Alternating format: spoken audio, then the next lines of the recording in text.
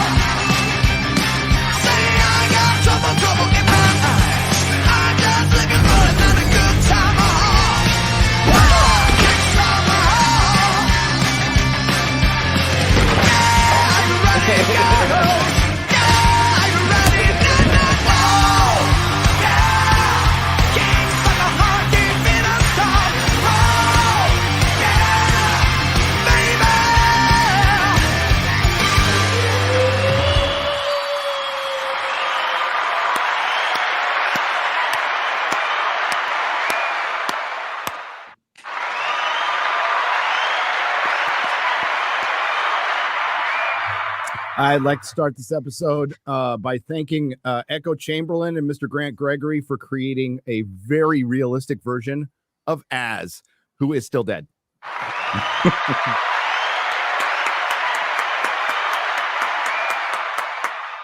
Can't quite get the hands right. No, they can't. They never could get the hands right. Look at those fingers. Yeah, I know. Look at that horrible little Christmas tree attempt in the background. The AI just can't understand it, you know? That was a gift! That was a gift! Oh my God, Mahler, you just... That was a gift for someone who's just like, do you have any Christmas decorations? I was like, I don't really do that. And they very kindly sent these little, very simple but beautiful little Christmas things just to say, hey, look, now you can see you got a little bit of decoration going on. It's just cool to know what an AI thinks a Christmas tree is. Yeah, I know. Unbelievable. That's so cruel. That was I've got the date. It was the 2nd to the 3rd, one of the two anyway, of December. Should I put the panda stone on top of the Christmas tree? I think I can do that. Hi everyone, welcome to the Real BBC. I am your deceased host, AI Az from Heel versus Babyface, as the original Az, of course. There you go. Now you can't see it. Was I interrupting you? I was putting the panda stone on top of the Christmas tree. Okay, sorry. Continue, AI. Sorry to interrupt you, AI Az. No, you two shut up for a second. Audience, no. You will never believe why we're late today. And it's not me. You will never believe who is responsible for us being late today. Arguably, it's you for not listening faster. I can only listen as quickly as your voice and explanation. Oh, big shock. The long man told a long story, okay? That's the thing. I did turn up, on time. I just needed to talk to him about stuff. That's all. Yeah. We had a little YouTube therapy session. It's all good. Yes. Yeah. So hi everyone, I'm Maz from Heel versus Babyface. Welcome to the Real BBC. Oh boy, what a week. The final Doctor Who special was embarrassing. Mark Millar is absolutely destroying cancel pigs online as they expose themselves, not in that way, thank goodness, but they expose themselves for exactly what they are, people who don't care about the industry, people who just care about their politics, been rammed into everything. And the fact that it's been rejected mercilessly offends them. Oh, well.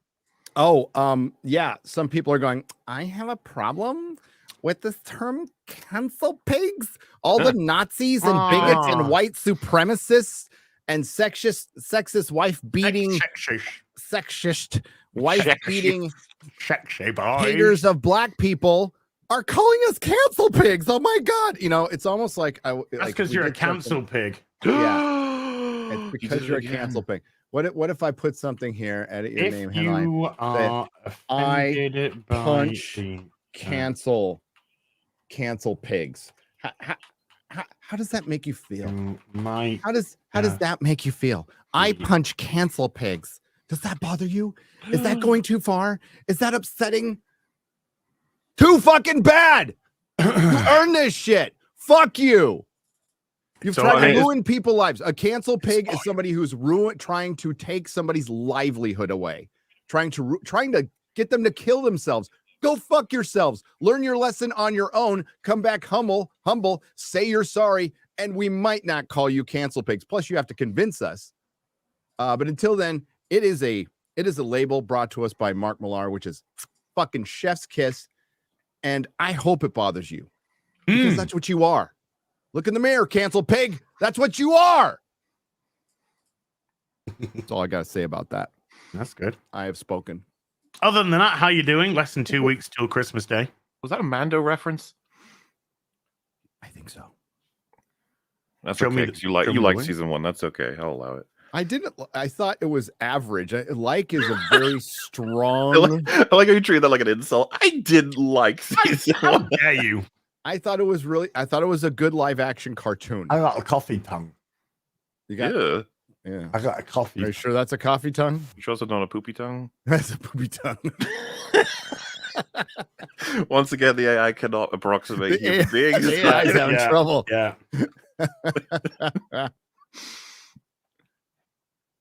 Mola! Hello. How you doing? Oh, it's been miserable. Without being specific, all audience, you better fucking like this video when it comes out, this Lord of the Rings thing. It has been grueling to get this done potentially on time.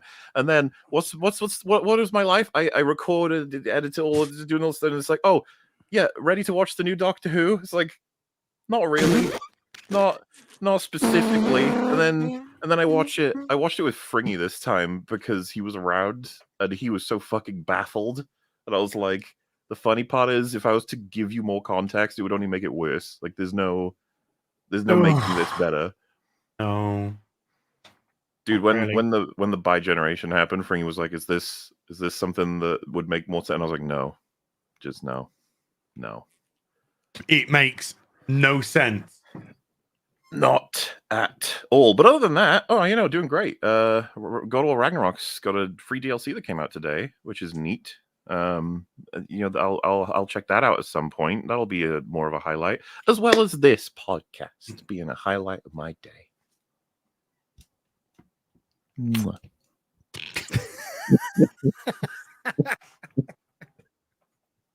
Oh, are you excited for the Doctor Who Christmas special, which probably none of us are going to watch? No. I don't know. Yeah, I'm actually 50-50 on whether or not I'm watching that one. That's definitely a work thing. If someone needs me to see it, which you fuckers will probably have me see it, won't you? Probably for the live streams. I'm not gonna. But it's completely up to you. It's not something I would make you watch. I don't know if I'm gonna watch it. I saw the singing, dancing goblins thing. I was like, good God.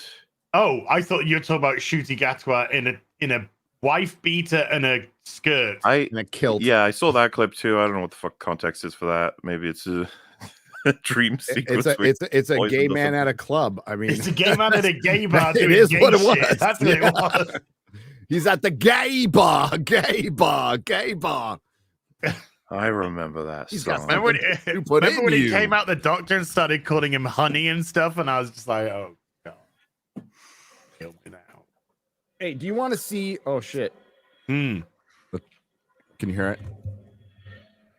The TARDIS sounds is like a landing TARDIS. Oh yeah, under my table. Well, it's for a prop. But it's for a prop. It's actually a You prop. sure it's not because just a real one? They can Gary's- duplicate them whenever they want now. So Oh yeah. You just you use a fucking hell, Nora. yeah, You use a hammer that you find that is a reward for winning catch, where you can hit your TARDIS and duplicate.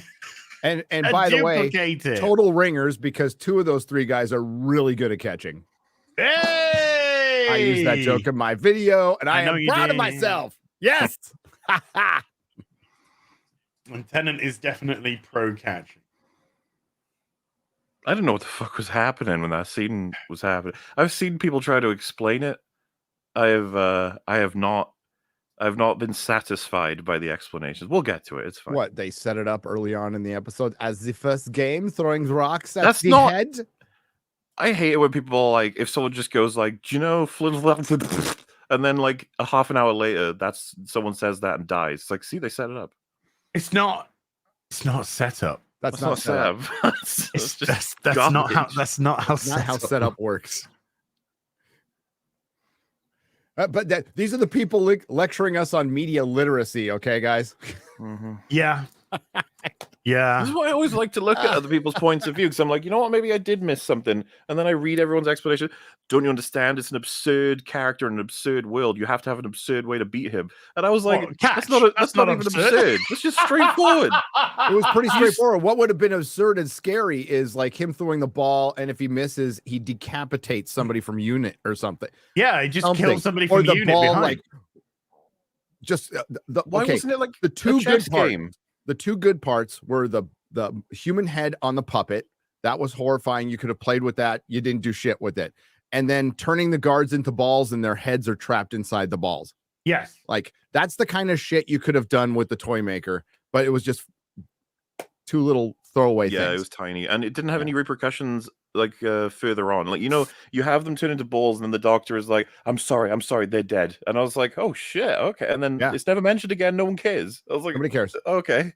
Well, nobody cared when the whole crew that was on the platform got thrown off the building. Where's the crew? Oh, they're probably still falling. And then you hear yeah, that was a comedic beat. It was people dying. Yeah, that's weird. And because when I went back to do the review, and I had to look at certain things again. That was one of the things I had to look again. There was the gunner. There was, I think, at least 6 people around the side, maybe 2 more guards. So there's about 8 people that just got murdered then. Yeah. Which is Doctor Who, but it's like there was no weight to it. Sure, right? I'm fine with people dying in Doctor Who. I'm more than fine with it. I think that's that's a great thing. But it was just not, guys. Nobody cared that the people are dying. The Doctor usually cares when people are dying. Disbrew put up a tweet. I retweeted it. He was right. He compared the ratings to "I Am a Celebrity" or whatever the fuck it is with Nigel. Yes. Yeah. It compared to Doctor Who's overnights. So anybody going, oh, it's fine. 4.62 overnight is about 20% more than a fucking Jodie Whittaker episode. A Jodie Whittaker episode. For David Tennant, Catherine Tate, Murray Gold, Russell T. Davies, the complete team from the original comeback. 4.62 million overnight. It'll probably stretch out to 6.5 million. It's pathetic. 50th anniversary got to what, 12 million. Voyage of the Damned got 13 million. So you brought back those are overnights, by the way. Those are overnights, by the way. It's a different world right now because of streaming. Yeah. So they're going to be lying to us about the numbers. And I'll remind you that the iPlayer counts watching it for 1 minute as an entire view of an episode. So I did the math on this a long time ago, and the iPlayer views reported, I'd say, as far as people who completed the episode, is anywhere between 15 to 20% of those numbers. I mean, that's pretty much the average of a YouTube video. We have access to analytics for our own stuff, and it streams, and it pretty much acts the same way. People will dip out early at things. They'll come back to it later. We know. We could probably find out what you had for. Yeah, don't ask me to do the math. Just because I can see the analytics doesn't mean I understand them. But we could. So, that Nigel Farage, I Am a Celebrity, whatever, had 11.8 million overnight views. And that's what they were expecting with David Tennant. And they didn't even get half that. No. Just over about 40% of it. It feels weird to be on the opposite end of, because we've been speculating for so long, like actual years, for exactly what we're going to be getting, and that was incredibly disappointing. Those 3 specials. I think Russell T. Davies also said, "I'm not done annoying people yet." Uh-huh. He did as a joke, and I thought, no, you're done. Holy shit! I am very exhausted by creators thinking they're really smart, fun, and new to say, I'm gonna annoy people with mine. Here's the reality. Russell T. Davies had fell out of not favor, but he wasn't relevant anymore. He wasn't the big man. He was doing these little side shows and he was getting awards, but he wasn't really that famous as he used to be. And he saw an opportunity to come back as the golden god and rise back to prominence, and now he's the Kevin Feige of Doctor Who. Everybody's talking about Russell T Davies again. He's relevant again. And why did he come back? So he could use Doctor Who as a delivery mechanism for the message and get a lot of ass kissing. So I came back. Now that he's back, Christopher Eccleston is very happy to return as the Doctor, as he explains in this little clip here. Now, what would have to happen for that to become a reality? Sack Russell T Davies. Oh. Sack Jane Tranter. Oh. Sack Phil Collinson. Oh. Sack Julie. Look at Billy Piper. Oh. The face you made, yeah. Oh, okay. Maybe not. Maybe not. Maybe he's maybe he's not coming back. Maybe he's not. No. I don't know what happened between those two. We've heard 5 different stories. I've been very critical of Eccleston in the past. Remember, he was doing Instagram pictures in front of flowers talking about his mental health and how happy he was just 2 years ago. I don't know what happened. Maybe COVID. I think RTD got the showrunner shit back, and I've heard too many different stories to know. He's like the Joker with the stories why I live, but that was funny. And seeing Billy Piper's face was even funnier. Like, yeah, I think Billy Piper would be open to a potential return. Maybe, if the price was right and the story was right. Maybe. Yes, that was Rose. Chat. That was Billy Piper. Yeah, with her dark hair and even darker skin. Yep, she's still hot though.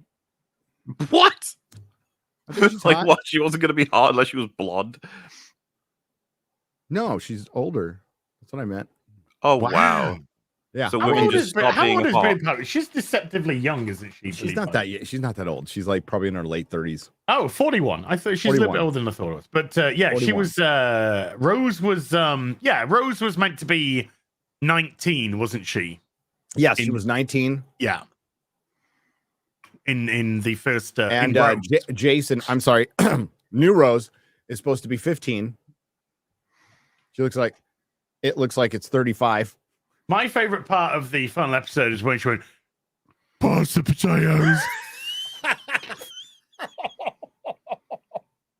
don't remember a potato scene. By the way, chat, I'd just like to say I edited that out of yesterday. She said, "Excuse me." Pass the potatoes. What?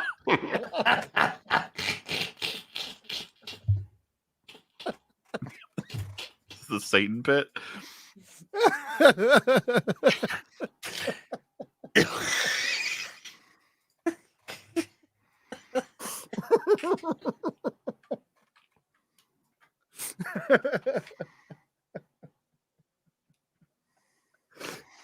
I'm dead.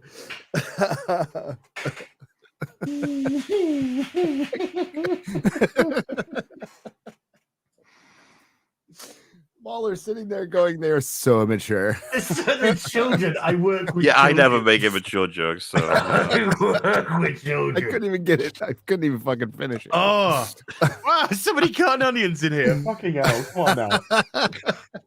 Stop that. I've already eaten today. Come on.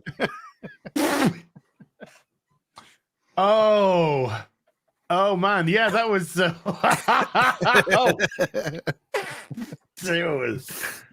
was an ending on that show right there. It was stunning and brave. I gave it all the claps out of 10. yeah.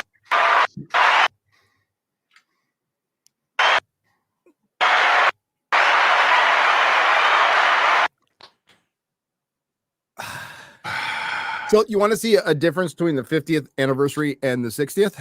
We're looking at viewing figures again. Hey! No, we'll look at those in a second, but I'll give you a 50th anniversary box set. This thing is lovely, beautiful. This thing is gorgeous. It's got seasons 1 through 7 of the new episodes. First time in Blu-ray. This is back in 2013. You have a Dr. Sonic Screwdriver. You have an exclusive comic, exclusive art cards that are awesome. Mine is still all wrapped up nice and nice. This looks like something of a. Hey, look at that. Look at all this. That looks lovely. Yeah. Look at that. That's the first a set from 2005 reboot, right? Yeah, this is everything from 2005 to season 7. It has Day of the Doctor. It has the 5 Doctors. It has everything. It has the because the way that it's just for clarification is you call it seasons for the old set and series. Oh, for the new ones, right? series for you guys, seasons for us Americans. Yeah. Oh, I thought it was actually that we did the same thing, but to distinguish the old and new, it was series and seasons. I bought this at my comic shop. So it's wonderful. Which is now closed down. Because Brian Hibbs bought it and couldn't run it as well as I could. So even when I was on coke. All right, so here's the 60th anniversary one. So you saw that one's pretty nice. You know, for a while that thing was going for $500 on eBay. Don't think so anymore because Doctor Who's dead. But you know, a few years ago, it was $500 on eBay. Good luck finding it. Here's the new one. Here's the 60th anniversary. Remember, comics, cards, sonic screwdriver. So here's the 60th. They put fucking Jodie and fucking Dr. Ruth on it. I was gonna say, who's the other? It's Dr.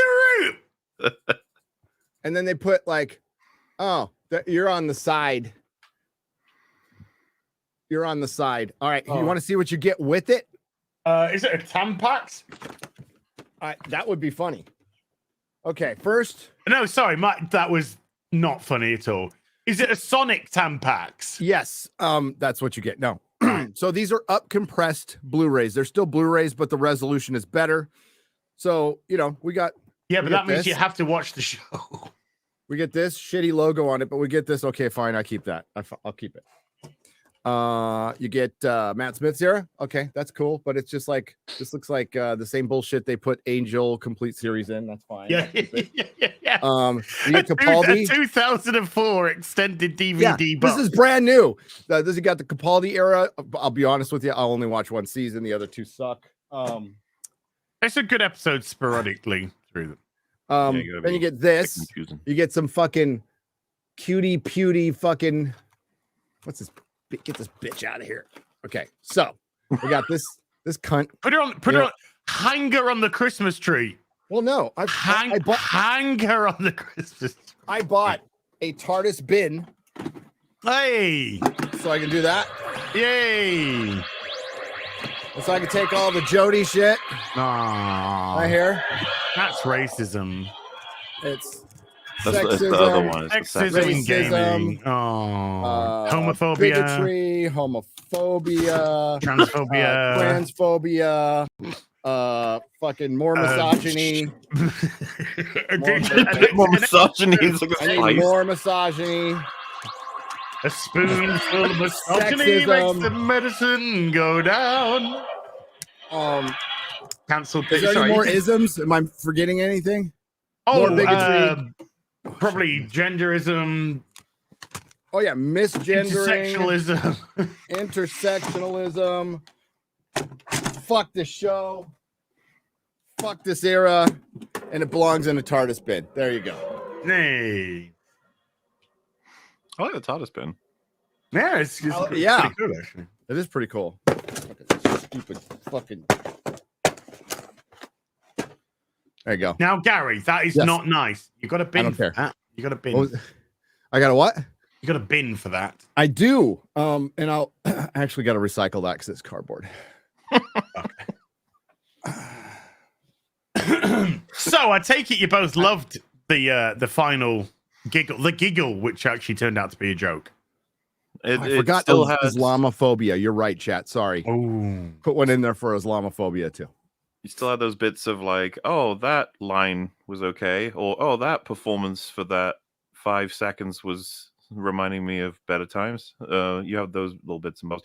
When I don't know how you guys feel about it, but when the toy maker was like going through the people who died, and the Doctor was like trying to make the situation sound better. Well, that's all right then. I was kind of enjoying that. Yeah, he was great. Neil Patrick Harris was great. I thought he was criminally underused as the toy maker. I think he was Neil Patrick Harris, and he was fine. I wouldn't call it great. I wouldn't call it. I thought he was great. I liked him chewing the scenery. being completely over the top. It was, put it this way, I felt that Neil Patrick Harris was trying to be a Doctor Who villain, not Although trying to be anything but a Doctor Who villain. He didn't know what Doctor Who was until he was asked to be on the show. Even better. I was gonna say that's okay. Even better, you know. So I have nothing, no problems with MPH. It just it was I you know what, I did watch I truly did watch Beer Fest afterwards because all the German accent reminded me of the Beer Fest, which is that was just, I figured they were doing what you figured they'd do, which is just doing a dumbass fucking German accent. Yeah. Like, yeah, fine, okay. I'm fine with that. I'm okay with that. Have you seen the memes from this episode and that sequence particularly? I don't know if you guys remember Love and Monsters that well, but it's also post the image, and then they had the dialogue. Poor Ursula Blake, absorbed by the most slimy Absorbaloff. and then the doctor says, she's still conscious and living inside a paving slab. Well, that's all right then. Well, that's all right then. I thought I quite like those. That's all right then. I thought it was funny. I chuckled. I thought they were going to make a fucking point. I was really interested in what they might have done, but that just sort of stops. Well, I thought the point was Mahler, made. They did make a point. It just wasn't good. Yeah. Oh. The point was that doctor's face came back to go to Donna to retire. Boo. Because we need to get rid of all the emotional baggage. You mean that you and I call canon. Like you and I call canon. That we call canon. They call it emotional baggage, so they could restart and call Shooty possibly the first Doctor. I think they'll still call him the 15th Doctor. I don't know what the fuck. You guys have explained to me what the hell's going on now. Because what's that dumbass clip that I keep seeing in people's videos where Russell T is talking about how all the doctors have bi-generated across all the generations? Oh, okay. What does that mean? Okay. That is true. Okay, because he's writing, he's doing a Tales of the TARDIS. That's a show that's going to have other doctors in it, and the way you have other doctors in it and tell new stories is everybody bi-generates. Now, but maybe he was joking, but he did clarify it later, saying that's what we're going to use for Tales of the TARDIS. Yeah, he said that when Shooty and Tennant bi-generated, every other Doctor bi-generated. Went through all the other iterations of the Doctor. So all the other Doctors who died and regenerated, their regenerations were converted into that explains Dr. Ruth. Generation. I actually feel like I'm dealing with a child. I'd be like, do you understand how much you're destroying something here? He doesn't care. Yeah, he doesn't care. And you're right. It's fanfic, dude. It's fucking fanfic.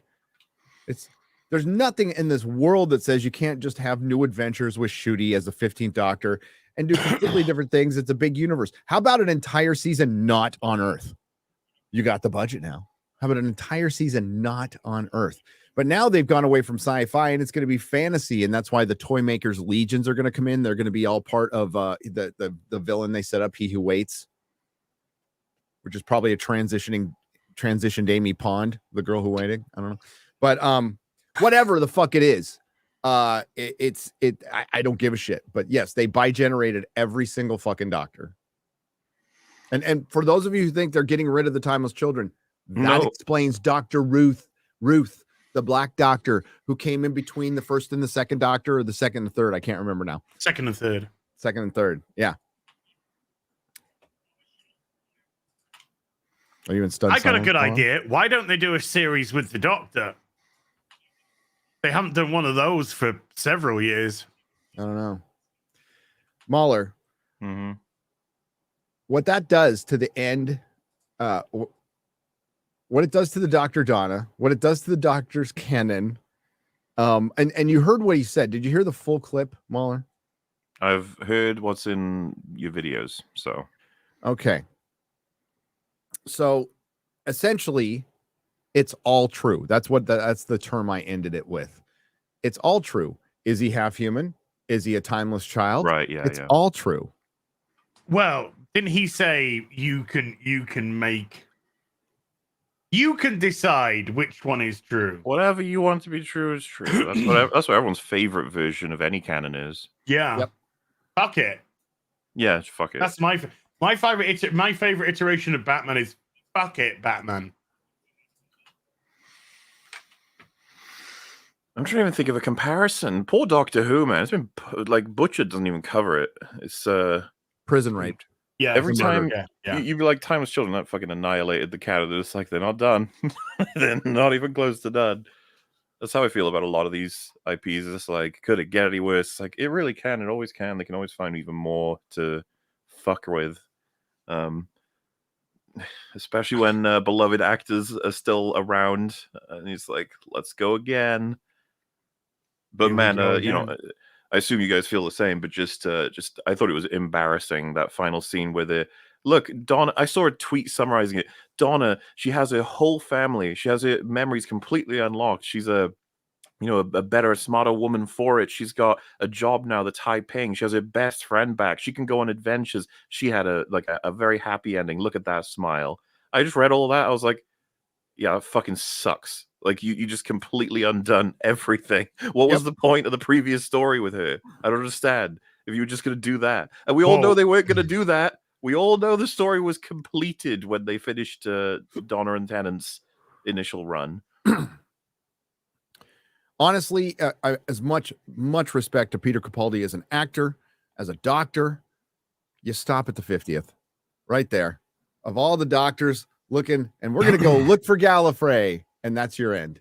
That's probably where I would stop. You know, I put in the Doctor I Let You Go because it's so good. It's Capaldi's so good, but yeah, that I was talking when we were watching the episode with Fring. I was like, it's going to be interesting to see. So interesting is a key word. Okay, you can change it as much as you want for synonyms. More so, like fascinating and in the worst way possible. But I was like, so we're getting a Tennant death in this episode because we're gonna have to get a regeneration going. And Fring was like, oh, okay. And I was like, so we can at least maybe see a scene where he has to sacrifice himself and he has to do this, that, and the other. Something character related that could be. And then the toy maker's just like, boom, laser, up, regeneration. I was like, oh, that was incredibly fast, and you used it for nothing. You know what I mean? Like, the Doctor being forced to regenerate. We've done this, like, fucking 15 times or whatever. Like, it's not including all the bonus ones that don't quite lead to a regeneration. How many times have they completely wasted it? A bit like, this is a laser, lol. Not many. They usually have it be something of a impactful thing that's happening. Okay, I got the toy maker's logic with that. Is I lost against the first Doctor because he is the first Doctor. I lost against the first Doctor. I beat you. Therefore, if we're having a rubber, then I need to fight a new Doctor. So fuck you, trying to kill you. So I get the logic of that. But because we all knew that he's only back for 3 specials, we knew, stupid us. We are very stupid. We thought that this would have to be a forced regeneration because Ncuti Gatwa has already been announced as 15. Therefore, this Doctor must have a very tragic 3 episodes, wearing the same face as a Doctor which fell, which had a very tragic ending himself, and managed to redeem himself in his final moments to bring back, to save Wilfred. So he's going to come back as this face, maybe because of the tragedy of 10, have this 3-episode arc, which ends in the toy maker fucking around with him to a degree that he dies or sacrifices himself to save Donna. Particularly when we saw that one little bit. It's amazing when they put things out of context. Where we saw that one little bit where he says to Donna, I don't know if I can save you this time. Yeah. Which to me said, this is how he goes. He's going to do everything in his power to protect Donna, and that's what's going to ultimately kill him with the toy maker. And no, once again, we're creating a far better story in our own heads than is going to be presented. As all that stuff you talked about with Meta Crisis, none of it. It's just, they didn't use shit all. It's all brand new. This has got to be the Meta Crisis Doctor. The first episode was called Rose. The second was called Wild Blue Yonder, which is a type of rose. This is setting back the return of Rose Tyler to this world. That's why he's aged. It's because he's actually the Meta Crisis Doctor. In pulling him from that reality to this reality, he's sort of lost his memories or merged again with the memories of the Doctor. That's why he thinks he's the Doctor. No. It's almost hard to translate how cheap and tacky that regeneration was to me because of as the three of us would be able to attest, Tennant's death initially as 10, possibly one of the most engaged with and emotionally heavy moments of Doctor Who. A lot of fans remember it very well, the events that happened. And so he gets shot with a laser, and then he's like, "Whoa!" And he's like, oh, geez, here I go. And then the character's just like, yes, but this time you're not alone. Here we are together. And I was just like, what the fuck? Like, why I was thinking, why are you holding him while he's about to fucking burst? You're always supposed to get away during a regeneration. Yes. And it's this so is how I forced, know. though. It's totally playing on the whole, like, you see the Tennant was alone and he'd lost everybody and he didn't want to leave. But this time, this regeneration, he's surrounded by people who love him and he's going to be able to engage with it properly. It's like, fuck off. What the hell? Fuck off. No, we want the tragedy. We like the tragedy. That was the story. He's the lonely god. This isn't right. He goes back to relationships that he can't keep. Yes. And it's sad and it's tragic, and that's what makes him the Doctor, but he still finds him hope with all that. That's why he runs. He has to keep running from his past. He has to keep running from the people he has to leave behind. Yep. So this is how I know Russell T Davies, I mean, obviously watching the 3 episodes, completely lost it. Like, not a good writer anymore. He regurgitated his own shit throughout this entire episode. The Archangel Network, embedding a code into something, giving the same speech he gave to the master, to the toy maker, essentially, come with me, travel the stars, you could be beautiful. And the bi-generation is so lame, Mahler, because that's the first concept they came up with. This is just my guess. It's the first concept they came up with because they really liked the terminology of it. And they really wanted to move. So they just found some stupid contrived way to get to the bi-generation. That was the only thing they gave a fuck about. And it was cringe. Absolutely cringe. Well, even the Spice Girls bit, they did that as well in the Masters episode. Yeah, that was a shit ripoff. So there was a lot of ripping off from that Master arc. And then of course the whole thing. The Master's hiding is imprisoned in the tooth. So the end, when they took the gold tooth, they're also taking the ring bit from there as well. Who stole the gold tooth? Was it Wheelchair Nobody Lady? Fucking cares. Oh, I don't care, but it was Lorgoth. He was this new character. It was Shuti Gatwa in Woman Whiteface. Yeah. So calling back to your own work heavily, right? In an opportunity where you have more money than you've ever had, you've had more production value than you ever had for this show, you have more international distribution than you've ever had for this show. You gave the creator everything he wanted and total carte blanche, and he fucking failed, like, miserably. Part of creativity is creative restraint. And that's usually due to budgets. I think you have someone there to tell you when you're fucking crazy. Yeah, stop you. But when you're in a hive environment, who's going to tell you to stop when they're all believing you're saying shit? Mm-hmm. These episodes were awful. Yeah, in the grand scope of things, they were awful. They're very bad. And if you look back to the 150th, which had so many good moments, so many fun moments, Tom Baker coming back, and 10 years later, it's just it's pathetic. And that should show Marvel and Star Wars exactly how you're not going to be able to come back. You can call for George Lucas all day long. It'll be just as bad. Marvel, you got the guy there, Kevin Feige. He doesn't even know what's good or bad anymore. He can blame everybody else as long as he wants, but he doesn't know what's good or bad anymore. So you vault him for a little while. That's all. Just vault him. Come back to it later when somebody who has an interesting idea, who's talented, can come back to it. Or, you make something new. Try that. That'd be fun. New stuff. But Doctor Who's dead. R.I.P. Doctor Who. But it's been dead. Right, guys? I mean, there was a 0.003% chance that RTD was going to turn things around and get everybody back. And he blew that within the first 10 minutes of the first episode.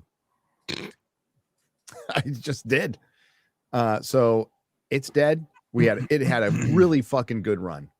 Really good run. People need to understand as well, the Toymaker's defeated because two doctors and him play catch, and he fails to catch the ball. Yes. Mm-hmm. That's why he's defeated. Yes. We were talking about this earlier. I've heard people say, like, it's supposed to be silly. It's supposed to be insane because that's how you beat a silly, insane villain.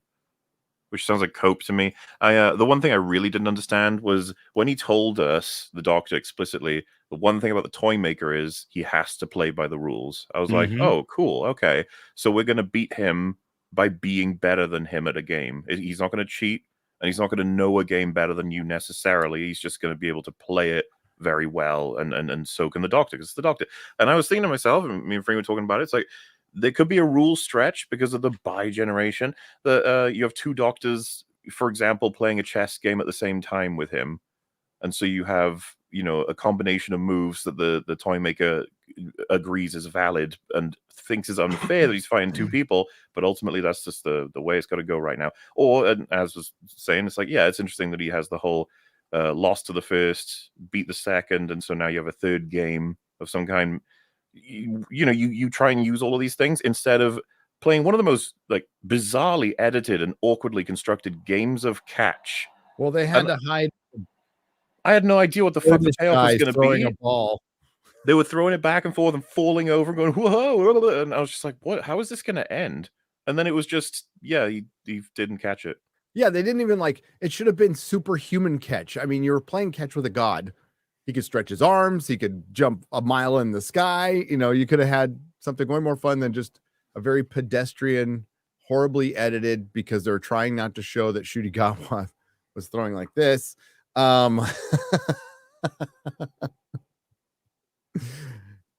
the ball. So I see it as a complete cop-out because you couldn't come up with something clever.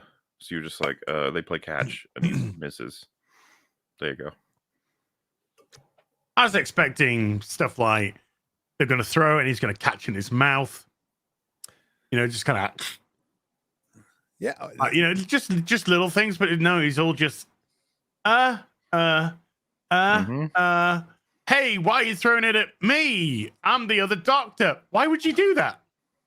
Yeah, he almost killed him by doing that in himself. I don't understand that at all.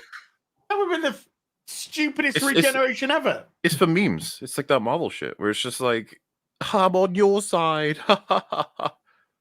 Fate of the world in their hands. You wouldn't know it.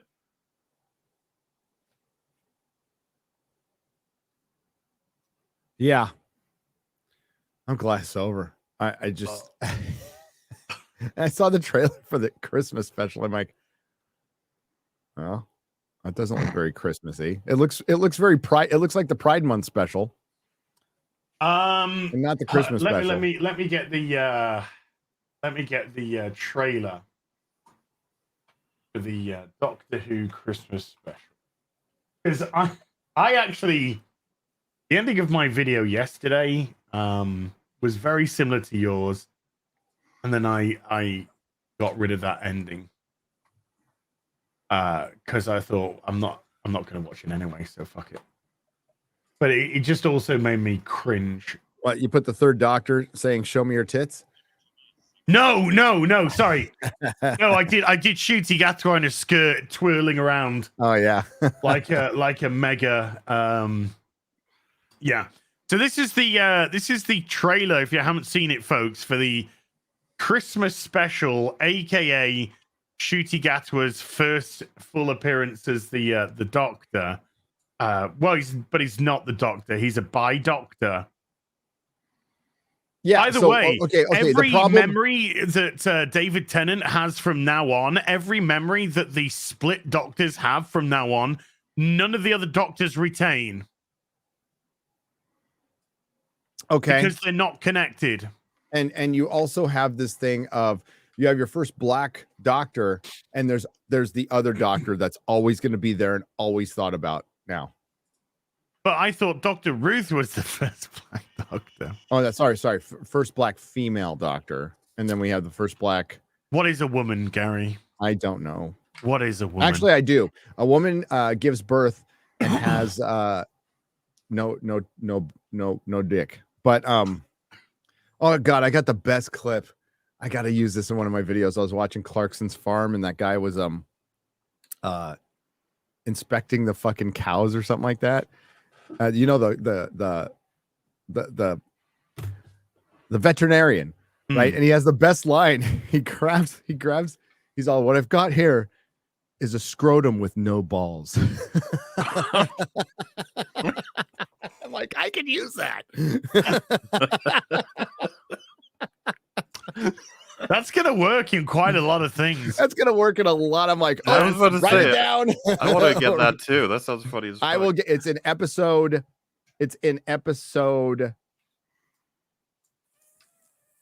5. Episode 5 at the 29-minute mark. Season 2. Season 2.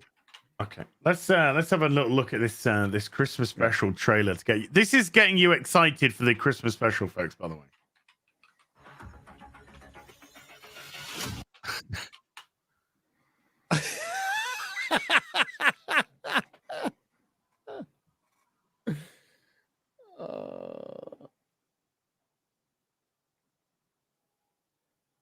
This is the first. This is the first 2 seconds.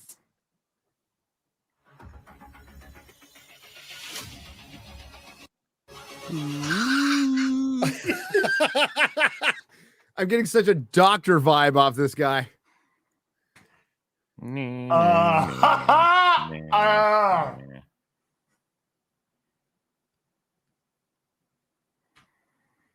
Oh boy. She's like, I need a gay friend. Yeah. That's what I need. He looks perfect. He's the gayest one here. Well, didn't she describe the show as 2 high school girls? The show going on is going to be 2 high school girls gossiping. Did she? That's how she described the show. Yes. The one playing Ruby. Okay, well, that's probably a little bit more depth than I actually expected based on what I've seen so far. Oh.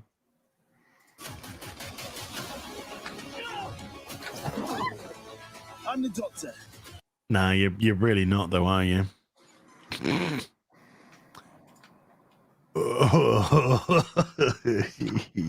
Christ.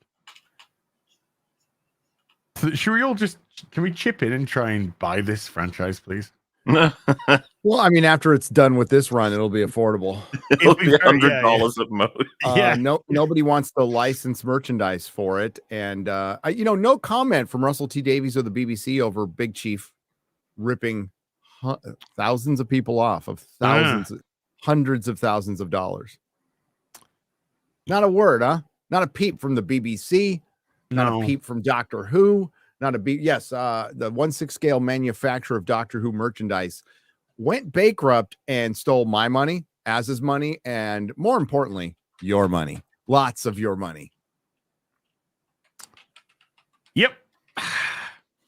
What's up there? Goblins. Oh, that's a look. Goblins. Wait a minute. Wasn't J.K. Rowling cancelled for her usage of goblins? Are Jewish people, according to racists. According to racists, aka the same far people left. who say that the far left progressives who say orcs are coded black. Did you guys catch the line that's shitting on Harry Potter in this promotional set of stuff? No. Oh, you can feel free to tell us when has it been yet? I don't know. It's something a goblin said. I don't know if it's in this or if it's in the song they released. But I saw someone highlighting it and I was like, oh, It's one of the goblins says that they want to eat little orphan boys with jet black hair. Okay. It's like it's probably as far as Russell's allowed to go. Well, you mean the same Russell who praised good old JK? The same Russell who wanted JK in the Shakespeare Code in one of the Christmas episodes originally. But I guess times are changing. Oh yeah, I mean she said that horrible thing that women are women. She did, and she, quite frankly, she'd probably write a better Doctor Who episode. Just saying. There again, I could probably write a better Doctor Who episode. All JK has to do is, hey Russell, did you ever create something on your own that is one of the biggest licenses in the planet right now? They're currently making another show on my property. Amusement parks are fighting me to have more of a presence of Harry Potter there. What have you done originally, Russell? He's made a lot of TV shows about gay men, Gay people, yeah. with AIDS. That's Russell's forte. Respect all women, unless those little ladies get out of line. Unless they are a woman, in which case, don't. Unless those little ladies get out of line, then smack them.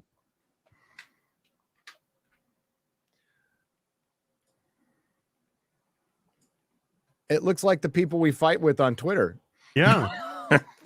It looks like a bunch of cancel pigs. Little cancel goblins. Cancel potbelly goblins. Literal vampire. Hey, what you mean? What you mean, women are women? They're hobbling round, coming after us. Oh boy, this looks great.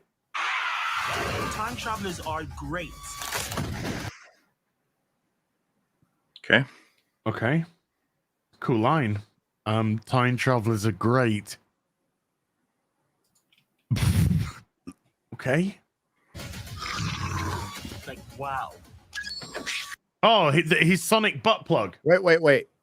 Time travelers are great and like wow. Those are the two fucking lines we get in the trailer. Yeah. Oh, and dancing. Honey, Sweetie, he don't like you. He don't like you that way. Have we properly introduced to the audience the new Sonic screwdriver? The butt plug? Yeah. That might be one of the worst designs for Sonic screwdriver I've ever seen in my entire life. It is worse than Jody's. Yeah. Which was a vibrator. It was a rampant rabbit. Shaped like a fucking Sonic screwdriver. This is a TV remote that looks like a butt plug.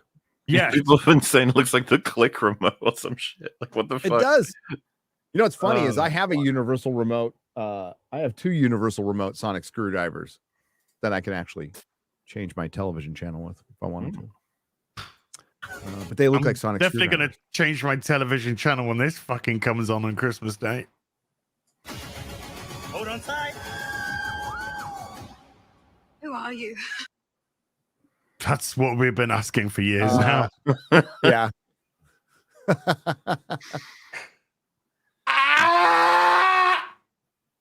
Sorry. One of those primal scream things that happen. Yep. His body is soul escaping. Isn't this where we get the we get the introduction of the butt plug? Don't forget to click below to subscribe to the official Doctor Who YouTube channel. I've never heard somebody sound so British in all my life. That sounds really British.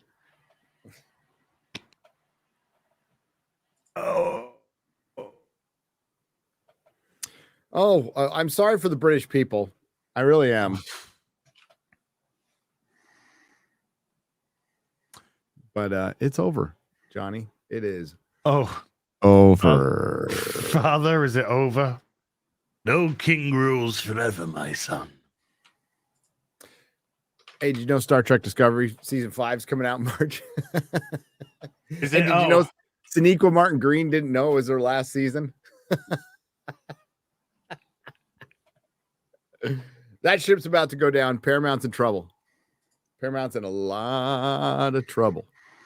They might get bought by Skydance. Fucking Skydance might buy Paramount. How far has Paramount fallen if Skydance is thinking about buying you. You're like Skydance. This second from bottom of the streaming list. Yeah. Yeah. And We've seen the also, results of everything we already knew was going to happen with the fucking streaming sites. Warner's now licensing off the Batman and other DC films to other platforms. Oh, and they just removed Watchmen from the platform. The Watchmen series. Oh, the Watchmen series. Okay. The Watchmen series has been not the removed movie. completely, not licensed out, removed. Oh, It was so popular. why do they remove things from the platform, Gary? Can you refresh my memory? I can't quite recall. Because they take up server space that costs money, and because if something's there, they need to give a residual. They need to pay the people who were involved in it. So if you remove it, you don't have to do that. But if they remove it, that would mean that nobody's watching it. Well, that they usually remove it when no one is watching. But I was told, for one, that I was at the time I was covering it, I was the most dangerous YouTuber by saying that The Watchmen is race baiting dog shit, the worst of its kind, the worst show I've ever seen.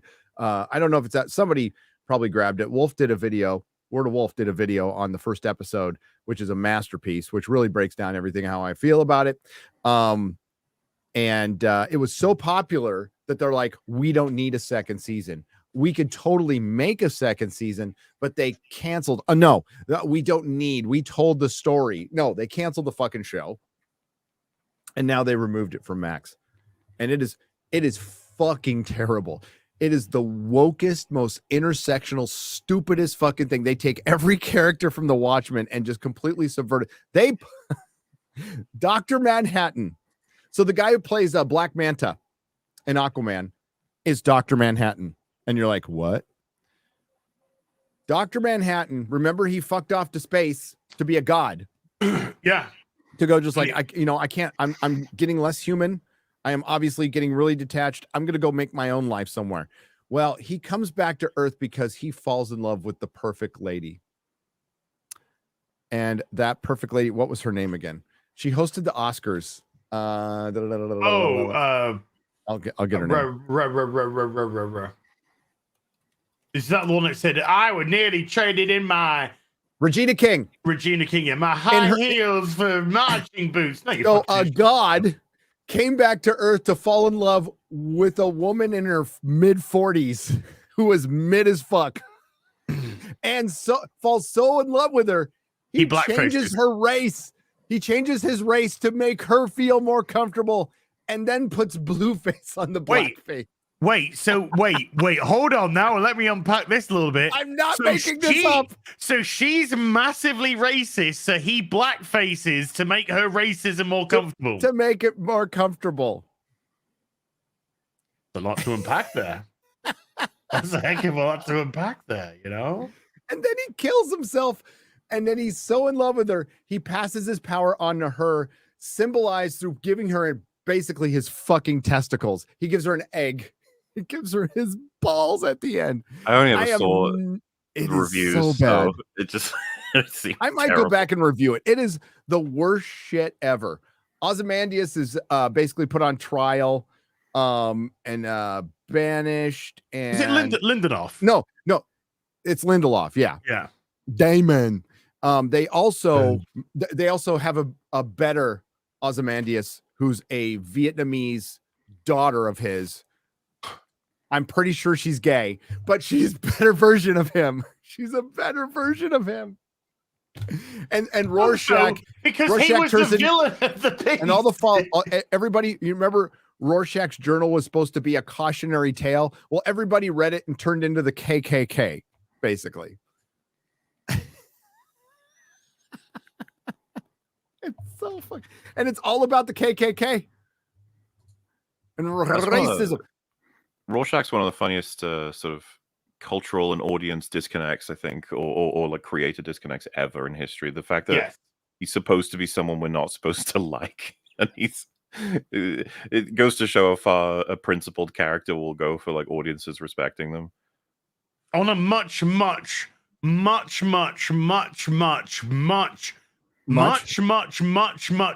slower level, John Prince is the hero of the Robin Hood TV series.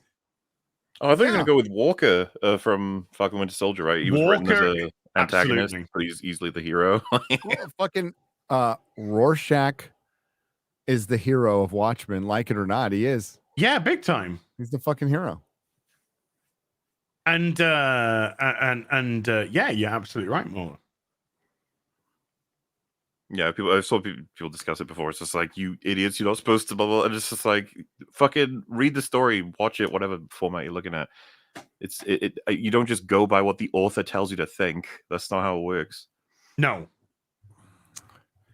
Remember when they brought the Watchmen black and then they made Rorschach black? Oh yeah. We're gonna I know there's so much stupid woke shit that we get current, but we really should do a retrospective on shit people missed. Like the Watchmen series is so hilariously. They took the Tulsa riots. Okay, historical fact here. A horrible point in our history. You know, black men and women were doing pretty well in Tulsa, Oklahoma. A kid. It was over a court case with a kid. Anyway, there was a riot. It was horrible. People died. They turned that real piece of history into a plot point in the beginning of Watchmen, and it's all the people were mind controlled. So instead of, I don't know, tackling the real racism issue, you made it so a bad guy manipulated everybody. My favorite part, though, you might remember this, Millar, was when the World War I veteran comes home to his wife during the riots. Black World War I veteran comes home, sees the riots, is trying to escape with his family, hands his wife the gun. He takes the baby and she goes ahead. Oh, yeah. I remember you talking about. Well, that. I mean, you say all of this, but the show was incredibly successful. It ran for many seasons. It had a huge fan base. It was engaged thoroughly. It's influenced so many things going forward. So I don't know. You're just being mean to it for no real reason, I think. It's kind of funny to compare that to Star Trek Discovery, that's just been like hobbling along forever despite nobody giving a shit about it. We get the full gamut of all kinds of different shows that should be gone and continue to go. You like Velma season 2 or Batwoman getting to 3 or all this stuff, and then you also get the shows that are instantly cancelled, like Willow, and then fucking scrubbed from existence. Like, Velma was commissioned for 2 seasons from the get-go. I'm not saying Halo was commissioned for 2 seasons from the get-go. I'm not saying the why behind any of them. I'm saying it's just funny that. Oh yeah, I know. Star Trek Discovery was funded by Netflix for the first 3 seasons. Yeah, completely. And then what I really want to get at is it's a fucking it's a complete dice roll on sometimes on how many like actual seasons you'll get. Meanwhile, like we come from an era, I feel, of consuming, you know, or just getting engaged with all kinds of different media that it was a fucking incredible privilege to watch like a show that you think is excellently made and to know we're getting another season and to know that the creators behind it are so excited because they get to tell more of the story. Meanwhile, you'll have people now who are like, yeah, 5-season show, go ahead. You know, yeah, it's crazy. Like, I mean, that's coming to an end. Nuts. It's insane. It was unsustainable then.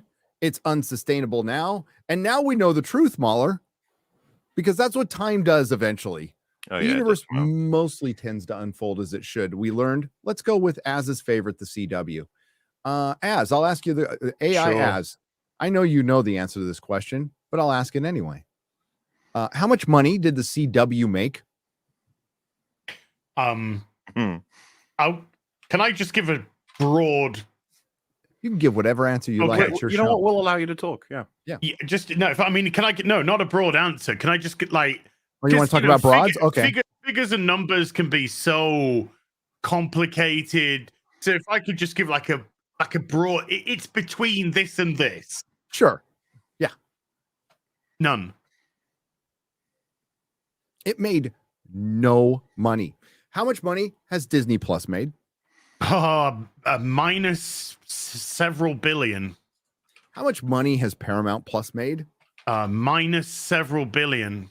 How much money has Peacock made?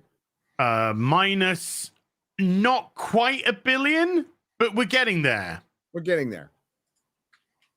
The only profitable streaming service was Max.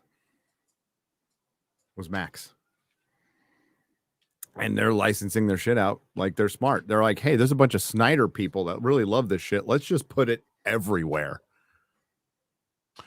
But they got rid of the most defining characteristic, which was the HBO part. Yeah, I know. It's Max is dumb.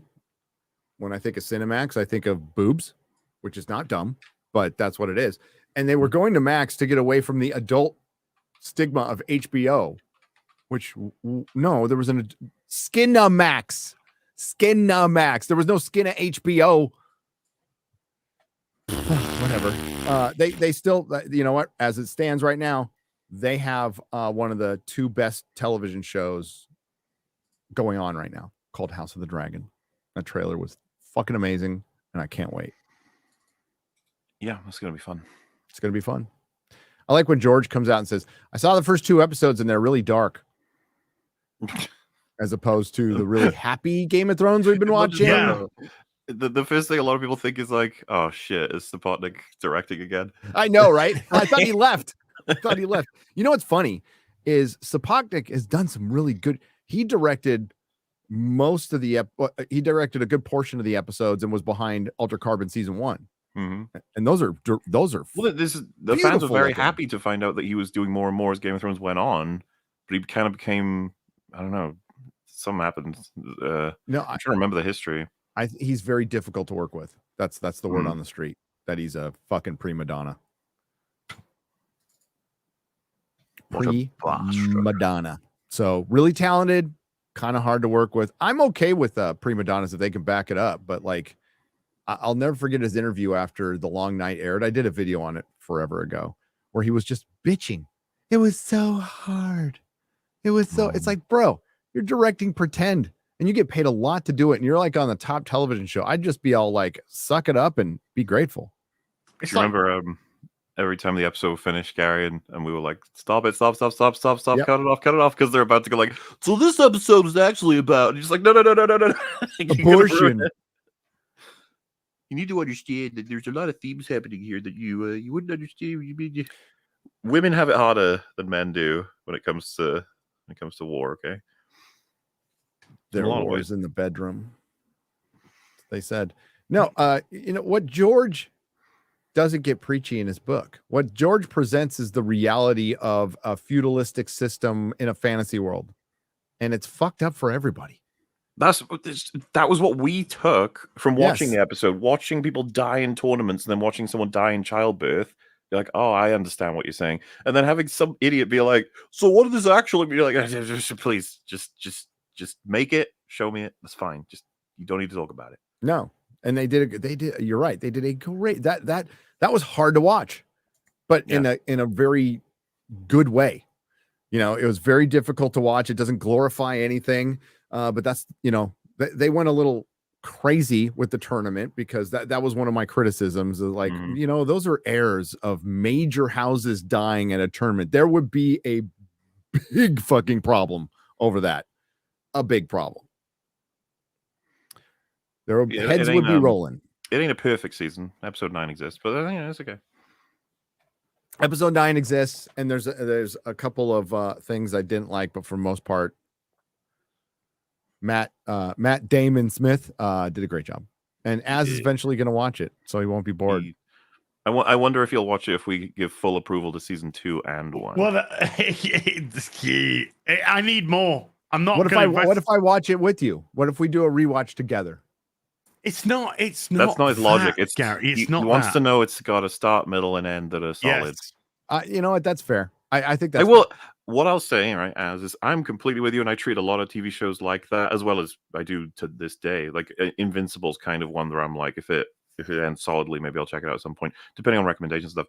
But I will say, by not watching it as it's coming out, you miss out on all the fun of talking to me and Gary about the episodes and all speculation and hype. And I'm saying there's hardly any shows these days that actually offer you that opportunity to actually get hype. I've had my feelings hurt. I know, we all have. It's been horrible. And I'm as much as I put up a cold exterior, I am very vulnerable, and I just need to be loved. I just need a comforting we're hand around me. We're here for you. But if you get so careful, you won't be able to do the thing where the finale for season 3 comes out someday. We're all fucking collected on the dot to see it come out, and it's amazing. We go, whoa. Instead, you, maybe a year later, will go, oh, that season 3 finale was good. We'll go, yeah. Yeah, and then I do that, and then we have season 4, and it's shit. So we'll be there with you. We'll be there with you. You watched Robin Hood. Yeah, I knew where you were going to go with this. Right? That's why I was preempting this. I like watching absolute fucking trash that you could just annihilate. I hate it when something is set up to be good, great production, great actors, great sets, all that. Everything's set up for it to be something really good, and then it just turns into Game of Thrones season 8. That I find more anger-inducing than actually entertaining that you can tear apart. I could not agree more. At the But gym. There are shows you're watching as they come out, though, right? Reacher? Are you going to watch Reacher? Hey. Yeah, hell yeah. Do you wanna well, you're probably busy, but Thursday night I'm gonna be streaming after Reacher season 2. They're airing the first 3 episodes. First 3? Oh, it might be kind of late for you. I'll text you. Yeah, so this Thursday, the first 3 episodes of Reacher season 2 air at 7 p.m. Eastern. So that'd be 6 p.m. Central. Don't know. It's pretty fucking late. Sorry, say again. I wasn't at all listening to you. Really? I zoned out. I was reading the chat. I zoned out. Reacher, Thursday, 7 p.m. Eastern. 3 episodes. Is that when it starts? Yes. So 7 p.m. Eastern, 7, 8, 9, finishes at 10 Eastern, just 3 o'clock in the morning, my time. So if we waited a little while, if you got up early, like 7 in the morning. If I got up early. But if I'm watching Reacher and I finish, so you're saying just get 4 hours sleep? Is that what you're saying? That's what I'm saying. Well, you're not on Friday Night Tights. You're dead, so I don't care.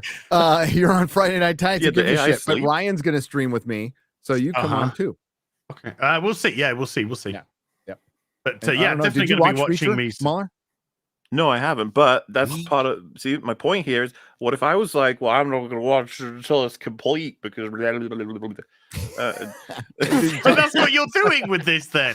No. Well, Reach is just another show that I need to see. I haven't seen Sopranos or The Wire. Right? I'm behind. Watch The Wire over Sopranos. I might get murdered for that one, but I think The Wire's better. Well, I'd like to see both of them anyway, for even just cultural reasons, right? Like, these are very influential shows. I need to see them at some point. Sopranos very good. It's just a matter of getting around to it, making room. I've said to these guys before, there's plenty of movies I still haven't seen. I only recently watched The Verdict, which was recommended by basically everybody, and I loved it. And it's I've got a huge list of movies from all the decades I still need to see. But my point is, I'm not avoiding Reacher. I'm not avoiding Tulsa King. I'm not avoiding Terminal List. These are things that I wouldn't mind seeing at some point and probably will. But you are avoiding House of the Dragon when, me and Gary would say this is one of the, as you can tell from his praise of looking forward to it. It's like you could jump in with us, enjoy it with us. Yeah, but there's more than it's just of this. Well, it's the whole Game of Thrones, and I can comfort you. Let me comfort you a little. So, because George isn't going to finish Wins a Winner, which is really the thing I'm pissed the most about. I mean, as much as I like House of the Dragon, fuck it, cancel it tomorrow to finish that book. That's my attitude. But it's good, and it has an ending. The ending is written. It has an ending, and quite frankly, the show is improving on what George has written because it's basically a Wikipedia. It's a Song of Ice and Fire Wikipedia history from 3 not so reliable narrators, and what George has said is the show is the real story. The show is the real story, because remember, George is a television writer and a short story writer first. He's not a fantasy writer. There's a lot of aspects that give you reassurance. Like, one, the team behind Game of Thrones season 8 aren't touching this. No, it's a completely new thing. The people behind it seem passionate. The story's already laid out. Like, they've got plenty of passionate actors. Season 1 was very reassuring. Like, there's a lot of things that you don't have to worry about with baggage of season 8. And remember, me and Gary, we were some of the most hurt by Game of Thrones season 8, and we've been pretty much turned back around onto like being like, okay, House of the Dragon, all right, fine, yeah, you got something there. I get that. I understand that. I fully respect. You know, I have nothing but mad respect for you. However, Fuck Game you. of Thrones started off exceedingly well. It did. Yeah, no, like I said, it all makes sense. I just it'd be nice to do the hype thing It's with you. fair. We just want you around. I get it. Look, it's lovely to be in a group sesh and just be like with stuff. I love doing that. I Dude. don't wanna Dude, when me and Mahler were watching together, who else was with us? Watching Fringy was with us a couple Jane? times. Fringy. Jane Theory, maybe? Not for the stream, for the watching of it. Okay. For the watching of it, Fringy, it was me, Fringy, and Mahler. And when King Viserys walks across the floor for his daughter, we were just, oh my God. Yeah. And then when it That ended, was we're like, stunning. that was so fucking good. You know, it's like, this is why I do this. Yeah, and as the weeks go by of season 2 releasing, and there's real BBC episodes, we're probably going to spend every week being like, so Az, like, you going to jump on? Because someone in chat was like, Mola, Az doesn't have to watch the show. It's like, welcome to the world of friends trying to convince each other to have fun. If One Piece wasn't going on, because Az and I watched the first episode of One Piece, I was going to say, let's watch the first episode of House of Dragon. Come on. One Piece was almost going got on. We watched One Piece. We watched One Piece together. Yes, we did. I mean, physically together as well. Physically, I was at your house. You were at sitting my on your house, couch. yeah, sitting on my couch, knocking over your toys. They're everywhere. It's a small house. Dude, it's exactly the same size as the house I lived in with 3 other people. No. Actually, you said 6 other smaller. people. Yeah, our house was smaller than that. And I had 2 kids. We had a roommate, her son, my wife, and my 2 sons, and 2 dogs at the time. The last conversation I had with Drinker, because we were doing some super chats, and someone was like, Drinker, has Mola tried to get you to watch Buffy and Angel? And I was like, oh yeah, he's seen them, right? And then I like paused. I was like, right? And then Drinker was like, yeah, I've seen like season, I think 1, 2, and 3 of Buffy. I was like, you haven't seen any of Angel? And he was like, no. And I was like, oh. Like, he'll get around to it. He finally watched House of Usher, which I haven't finished. I've been waiting to watch it with my wife, but I like what I've seen so far. He gave a glowing recommendation of House of Usher. I don't know if that would convince you to check it out, because I was pretty happy with it. I'm gonna see. I just gotta wait to see it. We're gonna see it. I saw that Drinker. I saw the title. I haven't seen the video because it is something I might potentially watch. Yeah. Mm-hmm. I think you should give it a shot. As and that one's an easy story, and he loved it. That's an easy sell because that's a complete season. It's just done and done, like one story. Yeah. What I was gonna say about with Drinker, I was like, this is the super chat was implying I should try and convince him to check it out. I was like, how do I convince someone to watch 12 seasons of TV? Like that's when it's that good, Drinker. When it's that good, sit your ass down, get your what does he drink? Jack Dan, whatever booze, everything, and watch it in order. You'll be watching it essentially for the first time in order, bouncing back from Buffy to Angel. By the way, that is the best way to watch it. It is so good. It is pretty tight. Like they have people crossing over into other episodes. They have little pieces of story that aren't really super important to each individual episode, but work when they're like it's just the connectivity is really fucking amazing. So I showed him a couple of clips from season 5, and he was like, I showed him 3, and by the end of it, he was like, "Can I watch this on its own?" And I was like, "Not really." Like, I don't know. I'm pretty brizzy. I'm a pretty busy brizzy. That's my AI breaking down. I'm a pretty busy guy, but I managed to make time with the wife, and we sit down and we watch, 3 or 4 Buffy and Angel episodes a night now. We've been doing it for how long now, Muller? 4 months? It's been a while. Yeah. Yeah. Loving it. It's always a fun experience. Great. Well, that's the thing, though, right? Like, getting someone to watch Buffy and Angel, and then they start with season 1 of Buffy. I think they can be like, "What is this?" And it's like, it's not. You got to get into the vibe of it. Yeah. I don't know. I didn't have, like when Az and I finally got around to Babylon 5, right? people are like, watch out for the first season. I love the first season. Yeah, I was fine with it. I like it. Yeah, By I the way, like it's out on Blu-ray now.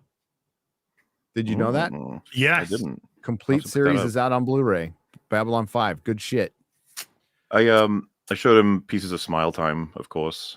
Yes. And he loved every like second of the clips. And do you remember the first episode of season 5 of Angel where one of the like goons that Wolfram and Hart has is telling Angel like the reason Angel will lose because he doesn't have conviction, that he doesn't believe in something totally, and that's why Wolfram and Hart will win. And then Angel says there's something more powerful than conviction, which is mercy. And the guy looks at him like, "Oh, fuck off!" And then Angel kicks his shotgun into his face and blows his head off. It's so fucking cool. Like, and then there's another guy who's like, "What happened to mercy?" He's like, "You just saw the last of it." Yep. Hey, Oh, you it's just saw the cool. last of us. Angel's show, a fucking great character. I love Angel, and I showed Drink of that, and I was like, I feel like you'd love Angel. Like you know, and like I said, he was like, he was tempted by the idea of watching the 1 season, but I don't think he would do the 12, which you kind of should if you're gonna watch it, you know, because it will help combination if stuff. your media literacy. Oh, Yeah. I just want to hear you make that noise. do you remember another clip I showed was when the butler from the Necromancer comes to kill Angel with his meat cleavers. Yes. And he's like, I would like you to leave, gentlemen, in a manner of speaking. And he goes like, and then Angel's looking at him like, what the fuck? And then Spike goes, buckets for you. and then Angel throws a spoon and it kills the guy. Yes. And Spike just goes, a spoon? Like, what? The guy falls over, and then Angel's like, ugh. And then he says, like, I know you don't like me. Can you not root for the other team? And Spike's like, I'll root for anybody with a chance of taking you fucking down. I know. Spike is so fucking funny. Dude, in the first, what was it in the first season of Angel when he first shows up, when he's doing the conversation between the two on the ground, and he's like on the building going, "Oh, I'm so dark and mysterious," and dude, that whole clip is fucking hilarious. It's just him roasting Angel. It's so good, and he's always roasting Angel. It's my favorite. So, well, that'll be cool when you get to Angel season 5 because that shit is just golden. It's just pure gold. Yeah, of course. We're on 3 right now. Season 3's really good. Really good. Good stuff. Season 3 Holtz's season? Yes. It is, yeah. That's one of the best villains in all of the Buffyverse, Holtz. Yeah, who throws a spoon? It's who throws a spoon? Spike in the first third of Angel season 5 is literally just haunting and trolling Angel. It's the funniest shit. He's non-corporeal, so yeah. And he's bound to Wolfram and Hart, so he's just like, I'm just gonna piss you off. That's like my whole goal now. But he has that great. He has that great ending in Buffy where Buffy's, says, I love you, and he says, no, you don't, but thank you. You know, it's just like, yeah, Spike's fucking wonderful. That's great. It's one of my favorite memories. I was very sad when I was 8 years old when Spike died when I first was watching Buffy. Very, very sad. And then, oh my god, you were 8? Yeah, and then my sister's the box set for Angel season 5 came and they started watching it. I was like downstairs fucking watching The Simpsons or something, and they were like, "You need to come upstairs right now." And I was like, "What? Why?" And they showed me the scene where Spike comes back in. Just materializes. Like, yeah. I was doing we were watching it with a bunch of girls. Because that's what I did. I watched Buffy with a bunch of. That's what got me into Buffy. Gay. A bunch of girls that come over and watch Buffy with us. I'm like, all right. All right. Okay. One of them was Melissa, of course. And the girly sounds they made when he came back. I'm like, you guys didn't see that coming a mile. I mean, they delivered the necklace. You knew he was coming back once they delivered the necklace. Come on. Oh, that's the thing, though. I wasn't even remotely familiar. I think my family decided I was allowed to see Buffy, 30, but not Angel. Not 8. So because do you remember I don't know if it's the same for you, Gary, but like over here, like one of the episodes was rated 18, which is fucking high in Angel. It's where Faith tortures Wesley. And it was because of that it was like, this is way too old for you, Mr. fucking 8 years old to 10 years old era. Like I was like, oh, that sucks because that's such a good episode. Oh well, it was only I watched it all like without them knowing.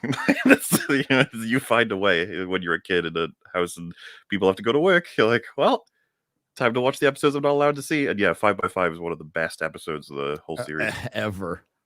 It's so good. We got a trailer for Dune. Oh, we do. All right, let's check it out. Okay, yeah, can we do that? Got a Are we new. allowed? Yeah, well, we're gonna do it anyway. Fuck them. Yep. Hail Allowed chat. or not, we shall watch it. Just tell us if you want anything stopping. All right. I know. I wonder how it'll go with watching one right before it as well. Like, I wonder if it'll work as a big package. You know, like That'd Lord be of the Rings nice. style. Gives me another excuse to rewatch the first. Not that Oh, I well, need I think one. everybody A will lot be of things rewatching work it. as a big package, so that's what I hear. God damn, that was Am I right, ladies? fucking something. That looked great. That looked great.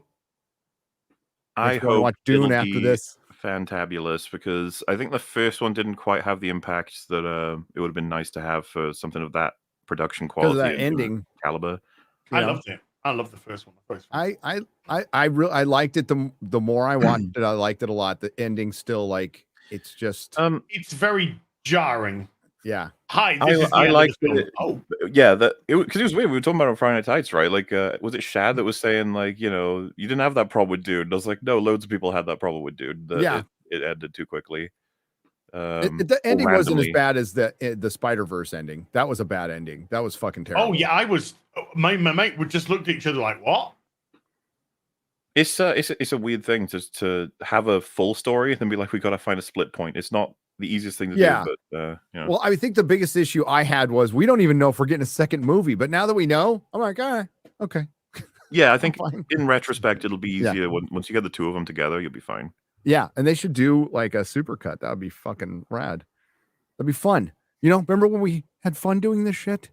Hey, And well, we've got another sci-fi epic right on the way, right on the oh, doorstep. Rebel Moon. Rebel Hey, it could be okay. It could It be could good. be. It could be. It could be good. If it's it good, might be not. It might be if Zack it's good, Snyder. all three of us will I'm be supposed very to be happy. the Zack Snyder hater. I'm trying to bring us back up sometimes now. Like, Zack Snyder's done movies that are good. Okay, he has. Yeah, he's Watchmen is. also- I love Watchmen. I love it. He's also I a like Watchmen. cowardice shithead who had to bend the knee and accuse a bunch of people who were donating money to his fucking charity because he was more worried about his reputation than the money going to the charity, because he had his fucking producer wife chirping in the fucking background and Warner Brothers threatening to pull the plug on everything. I don't like to do this, but I'm gonna have to do this because of the context. The charity, which gave tens of thousands of dollars, in actual fact, it went over 100,000. I think $100,000 was raised at 100. Well, I think it's ended up by being the about 130. 199 by fans. I'm not. Yeah, by fans. 199 fellowship. Those are just like terms we use for fans. Yeah, It's not just to go not a to a closed group. charity. Yeah. But this is to go to suicide prevention charity Suicide prevention. because Zack Snyder's daughter tragically took her own life. Yeah. But Worst nightmare. Parents' worst nightmare. I couldn't even imagine it. Wouldn't wish it on my worst enemy in any capacity whatsoever. And your desire for to be accepted in Hollywood is more important than that. It was more important. That's what it looks like. I don't care. We heard later that Zach didn't mean it that way. And sure sounded like it. I think, but I don't want to misspeak here. But was willing to apologize, but that ship had sailed at that point. Didn't matter, and it would have just done more damage. And it was just like, you know, Jeremy had to go through a bunch of shit just because behind the scenes he wanted to put on a charity for people for something that was brought back by a fan movement. That's simply what happened, and it's sad. And you know, I blame the studio. I blamed him then. I blame him now. I blame Warner Brothers for being a bunch of fucking cowards, like they always are. By the way, all those people are fucking gone now. Every single man, woman, and their children are fucking gone. They're all fired because they were knee-jerk fucking pussies. And by the way, Toby Emmerich, the guy who got to that position, famous plagiarist. famous plagiarist. Oh, and maybe he could try to sue me for saying that. The problem is, Well, I know he's been sued for plagiarism, so let's bring it on, baby. Let's bring it on. Can't sue somebody for 'Cause I know who sued you. for slander if So, it's yeah. legit. So yeah, that fucking CEO was a plagiarist. He's fucking gone now. He's gone now. Oh wow. Oh well. So fuck Warner Brothers, but yeah, you know, I don't mind Zaslav. I don't. It's pretty cold-blooded to cancel a movie. No, not really. But if the movie's not going to do well and make any, if you can make more money, which is what this is it's show business, not show friends. Robert Meyer Burnett says that. If you're going to make more money writing it down on taxes, write it down on taxes. Sorry. I mean, they would have saved more money doing that to the Marvels. Well, doing that to virtually everything from not Phase 4 making them in the first place would have saved them so much more money. That would have saved them even more money, and making stuff which would make a profit would be a lot better for them. As what would make more money? A Brie Larson Captain Marvel, or the guy who plays Reacher playing the male Captain Marvel? I'm going to go one better than both of that. This stream has made more money than the Marvels. It has. But and what that's would not make more money? Well, easily Alan Reichman. Easily. Is it Reichman? Reichman, isn't it? Reichman? Yeah. You make him Marvel. That movie's making $1 billion. Like, and people will actually continue to watch it, and you won't need to sandwich it in between sequels, and you base it on Starlin. And you know, I'm rewriting the past here. So you have Thanos in it too, because they are completely connected. You can introduce Warlock in that. Yeah, that would have made more money than putting diverse women in an all-female thing to basically virtue. You spent $300 million plus to virtue signal. Hope you get your returns for that. Well, make him Batman. Zack Snyder cast him, not Zack Snyder. Alan Reichman. That's his middle name. That's crazy. Yeah. Sorry, folks. When you go down the alt-right pipeline, it's so difficult to climb out. It really is. Richmond. You pronounce it. How do you like it here, Millar? How do you like the alt-right? By the way, we make good cookies, don't we? I've been called that for so long, I don't even know what it means anymore. It doesn't mean it means anything. You say things that people disagree with from time to time. It means nothing. Yeah. Well, it means absolutely nothing.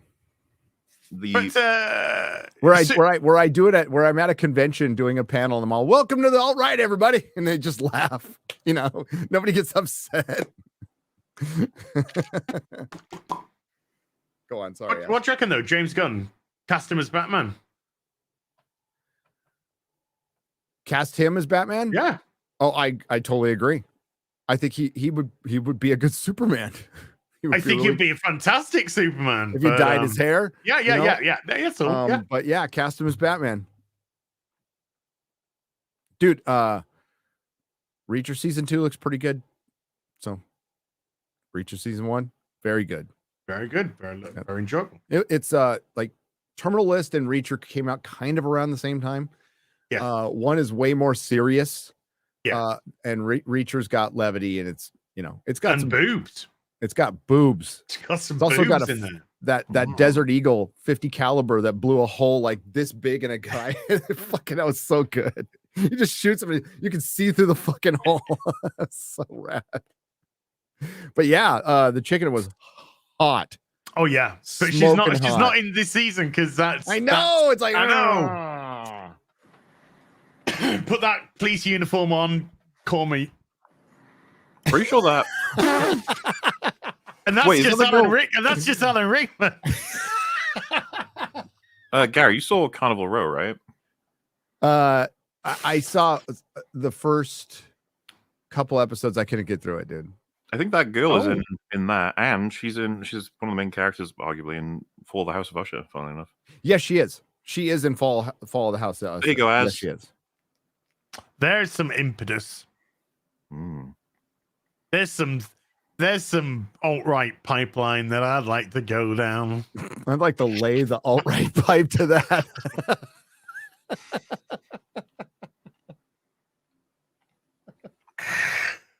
Oh, I don't even know what we're doing anymore. What are we doing? What are we doing? That's what happens when you watch 3 shitty Doctor Who fucking specials. Rot your brain. Rot your Yes, brain. it does. Yes, it does. Oh. R.I.P. By the way to Ian Gibson, who passed away of 2000 AD fame. Oh, no way. Yeah. Oh, R.I.P. Somebody sent me these. I don't know if they're going to work. They're comic capsules. Oh. So I'm going to see if they work. Oh. Yeah. Send me some if they work. I'll tell them to. Oh. They talk. I believe they sent us a little letter, and I mentioned the real Beeb. So yeah, I will check. I will check it out. I will put a comic book in one of these right now. Yeah. Do it. Do it now. See if it works. Put a comic in that you're not going to read, like Ice and One. Well, I was going to get Alpha Core down here. Okay. It probably won't fit because it's 100 fucking pages. Hey, it's 96 pages, mister.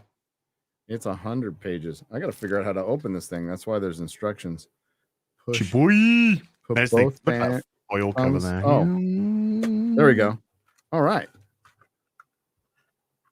Lovely job. Oh, okay. So Oh. I think this is current size. Right. And I fit. Oh, good. Alright. So I'll get the first comic book I ever bought. Hang on. Okay.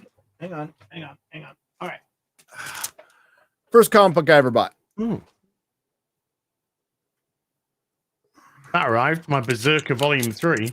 Oh, it did. Oh, I'm shit. holding up Well, a Simpsons comic, I swear. unfortunately, I have moved since I ordered my Berserk, so I'll probably never see it again. Okay. So, yes, this is the first comic book I ever purchased at a 7-Eleven in Rancho Santa Fe. Nice. Rancho Santa Fe Road in San Marcos. 7-Eleven is still there. Bought it for 25 cents. You never forget your first one. You never forget your first one. Now, let's see. Oh, yeah. Mine was Batman 479. That was my That first is ever comic. sweet. So you just put your thumbs on these 2 logos right here, and it pops off the back, and you slide it. You slide it in, ladies. Hey, what are they called? What are they called? They are called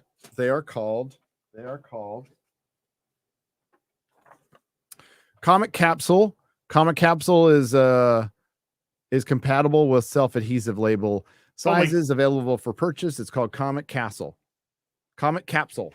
Comic Capsule by the Board Boys. Comic Capsule by the Board Boys. Nice. Nice. Yeah. By All right. So they just the way, sent the consolidated numbers for the number yay. 2 special are still not in. that's interesting. And they should have been available on Sunday. Yeah, they've taken a long time before, but that's usually because they want to hide something. Yeah. It's odd. It's odd. That's all I'm going to say. I gotta say, these are fantastic. I don't know how expensive they are, but if you don't want to go CGC, but you want to just protect, really you protect want the to hang comic, them yeah. up or something like that, they're really, really fantastic. So well done. Well done. Oh, good No, for you. And how was it? We're done professionally. Fucking I'm never gonna financially recover from this. Is that what Kevin Feige said? That's what Kevin Feige, yes. Hey, Millar. Yes. What did you do you have any thoughts, I should really say, No. about Fantastic going out of business 4 days after releasing? I have some thoughts. Okay. The first 3 letters of their name are FNT. Yes. Fuck up, fuckity bye. FNT outlasts another FNT. That's right. I don't know anything about this one. I saw you streaming a game I never heard of, and I was like, I popped in to say hi, I think, and ask you what's going on. But the first thing I saw you say was, "I just spoke to that guy. Why are you telling me to speak to him again?" And I was like, "This is funny." No, so it's a scam. It was it was a scam in the way that they put a bunch of time and money, and they borrowed a bunch of money to finish this game, and they just had to complete it. They knew they were going out of business. This is my opinion. Yeah. They knew they were going out of business. They had a lot of creditors to pay, so they just fucking threw something together to rip you off so they could pay their creditors and fuck off to Dodge. That should be, by the way, that is illegal. That is very illegal in this country. So we'll see what happens. Probably nothing, but that is illegal. They got a track record. They got a track fucking record. fraud. So yeah, and they also push the game as you know, I of course I'm a huge gamer. I know the difference between an MMO and an extraction shooter. What the fuck it is, I don't care. I just know one's not the other, okay? Because As said so. So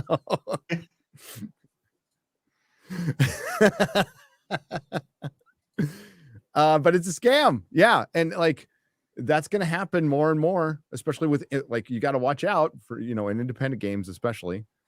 If they, so by the way, I did get a refund. For people who are asking, I did get a refund. I actually did not apply for a refund because I had played 7 hours and thought I'd gone over the allotted time. However, people were saying if you apply for a refund and say that this is not the game that was advertised, link there's a Forbes article, link this Forbes article if you want, but say this is not how they advertised it. It was advertised as a survival MMO, and it actually turned out to be an extraction shooter. So I did that, and I actually was refunded within, I think, an hour of putting in the refund request. And when I did the video yesterday and the game was still showing for sale, within a couple of hours after the video, I'm not saying my video was responsible, by the way, but within a couple of hours after that, I think it's purely because just the cogs in the work at Steam. The game was removed from. You play humble. I'll purchase. say it's your video. I'll say it was easily your video, obviously. Thank easily you. Your video. It wasn't just Steam catching up with the news and whatnot at all. Over at their company, they were like, "This is going pretty great." People didn't like it, but whatever. And then they were like, "Wait, heel versus." Oh no! The whole building, like, everyone went nuts. And yeah, this have been Chat, a couple of I have channels. no idea what an extraction shooter is. I know what it sounds like. Me passing a kidney stone, but wow, I did that once in prison. I had my gallbladder removed, mate, because it was spewing out gallstones and just ripping me up inside. Yep. So that's gone. But I know how the 14th Doctor felt. A man coming up your penis. Yeah, I imagine. Quite painful. Can you pull? Ooh. Ooh. Yeah, it's something you never ask somebody in prison, dude. Yeah. Oh. I don't know. Maybe shoot cats out of wood. I don't know. Well, but yeah, I don't know if you knew anything about Fnatic and their sort of history and how this game was really looking up to be a mega scam. I didn't even think it was going to come out in early access. Never mind the fact that it did. I thought they were going to do another delay at the last minute, but there we go. And the fact that I got a refund, to me, says that Steam are holding on to the money before it gets distributed to Fantastic. So that's good of Steam to do. Exactly how much are they going to get out of that? Probably not a lot. They have their company to worry about too, and they can't be sacrificing it with these fly-by-night. Oh, definitely can't. These boys, I think it's two brothers that run it, and there was all weird kind of shit. Like they were asking for volunteers to make their game. It sounds like they got like in way over their head. That's all. So maybe they didn't like intentionally start the game to fraud people. They probably had good intentions and then got way in over their head and then fucked people over. I kind of got the feeling that the intention always was to fuck people over. It could have been that too. Produce something produce a shell of something which you could at least put up, see if you can garner some money, see if you get away with it for a time being, see if Steam will actually do a payout to you. Then, Well, you played it. Was there any evidence to you of passion? no, I mean, it felt like they had. It felt like a company who sort of knew how things should look to act as if it was real. But when you went out into the world, there was like barely any zombies anywhere. You you were lucky to come across 3 or 4 zombies in 10 minutes. You were just literally just picking shit up to extract. There didn't seem to be any verticality in the world. Like, you had all these skyscrapers and stuff, but there didn't seem to be any verticality at all. You got to the first floor and you couldn't access any of the lifts. You couldn't access any of the staircases. So you couldn't go up into the buildings. It was very bland. The animations were very poor. The gunplay was weak enough. It felt like they knew how something should look, but were unable to actually put it into a. It was. I didn't feel any passion. I didn't feel as if there was any passion. Go to Flash's the day before Robbed Gamers tweet. He tweeted about 3 hours ago. It's got a little video. Yellow Flash. Yellow Flash. Yeah. Yellow Flash. It's like one of his shorts, but put it up because I think it's applicable to what you're talking about, like how bad the game is. Holy shit. Media. Oh, that's it. Okay. All right, here we go. Yeah. Is this the day before Robbed Gamers? Yeah. Yeah, that's it. All right.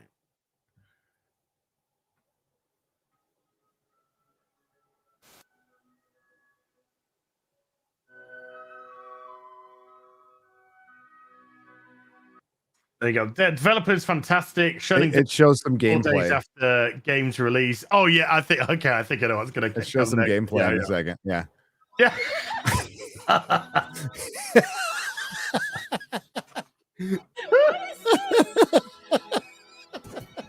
This is the Wild Blue Yonder. Oh yeah. Wait, so this is considered bad? Ah! This looks awesome. Hold on, wait. This game is so dog shoot. The head moderator in the official The Day Before server said the game isn't worth buying. This game worth buying? Not at the minute.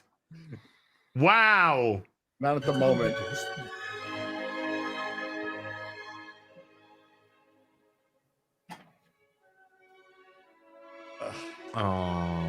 Oh. Wait, hold on. The CEO of its publisher, Fantastic, has deleted his Twitter account.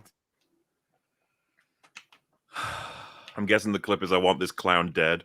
Yeah. You think you could steal from us and just walk away? Yeah. Yeah.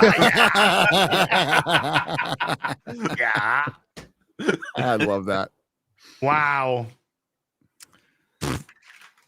Hell, Yellow Yeah, Flash. I'd see the one in the street where it's just like, I've seen that.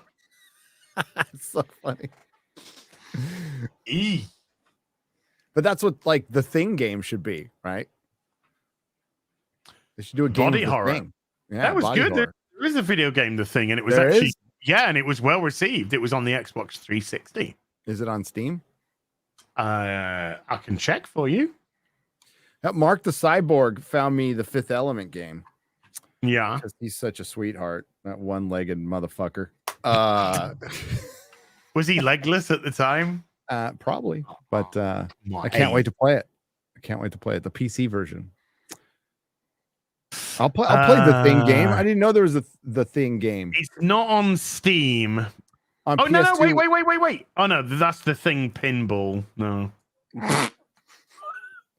it was on PS2. I have a PS2. PS2, Xbox 360. I think it was. Okay, so I'll just get the PS2 version. Hell yeah. Oh yeah. We're gonna do Christmas gaming. I just got to figure out how to stream with my PS2. But it did take. Yeah, it took me about 35 minutes to connect to the game, so I couldn't get into a server. And then at one point during the stream, I jumped over a dumpster, and the game wouldn't let me jump back over, I was stuck behind a dumpster for 20 minutes until somebody came out and I got them to kill me. Will you please kill me? Kill me! Please! Kill me! Hey, you know who's been killing people? Mark Millar. Hey! Slaughtering pigs. So his Twitter timeline is so no fucks to give, and it's brilliant, and it's logical, and it's all in defense of a retailer where the single best and far too late mask off moment for the comic Karens that we now lovingly call cancel pigs. Thanks to Mark Millar. They are canceled pigs. And for anybody out there going, I just don't think that's a very good term. I talked about it earlier. These are the same people. You know what? Some things need to devolve into parody. Not to spoil the joke, but after being called a white supremacist and a Nazi and a bigot and a misogynist, by the way, that's what they're calling paying customers. And that's what they're now calling this retailer who sells their shit. Hey, Gary, remember Cancel when, pigs is fucking tame. What was that? It's beautifully insulting enough, without being overboard that they can like report or get uppity about it. But remember when customers were having a go at creators who were telling them to fuck off, that we're your customers, and those said creators were going, "No, you're not. No, you're not. We're the comic book stores that are our customers. We're not answerable to you." Yeah. And now here we are, a comic book store owner saying, I can't sell this bullshit. And they're suddenly like, well, that's because you're a big old fucking racist and a homophobe and sexist and misogynist. No, you're just shit. You make shit. You're not and good people at can't your sell job. shit. Yep. Yeah. But yeah, they went after Mark Millar because he got that owner. He interviewed that owner, had a good chat with him, because Mark understands that. And he tweeted out himself, I'm not putting words in Mark's mouth here. He tweeted out himself, it's because of comic book stores that my comics sold and gave me the life I have today, which is a very successful millionaire.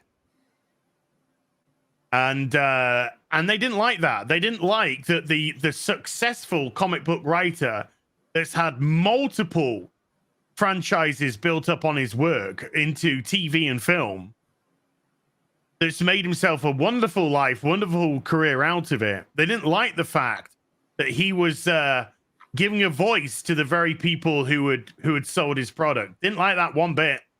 No, sir. Very telling, don't you think? Well, it's a bit telling because these are the same people. Heidi McDonald's the worst, who've been denying that this has been happening to the comic book industry, and now it's Mark's going to go out there and God bless him, try to turn things around because you do need a big two to be successful. And the indie books will do better. Will do better because of that.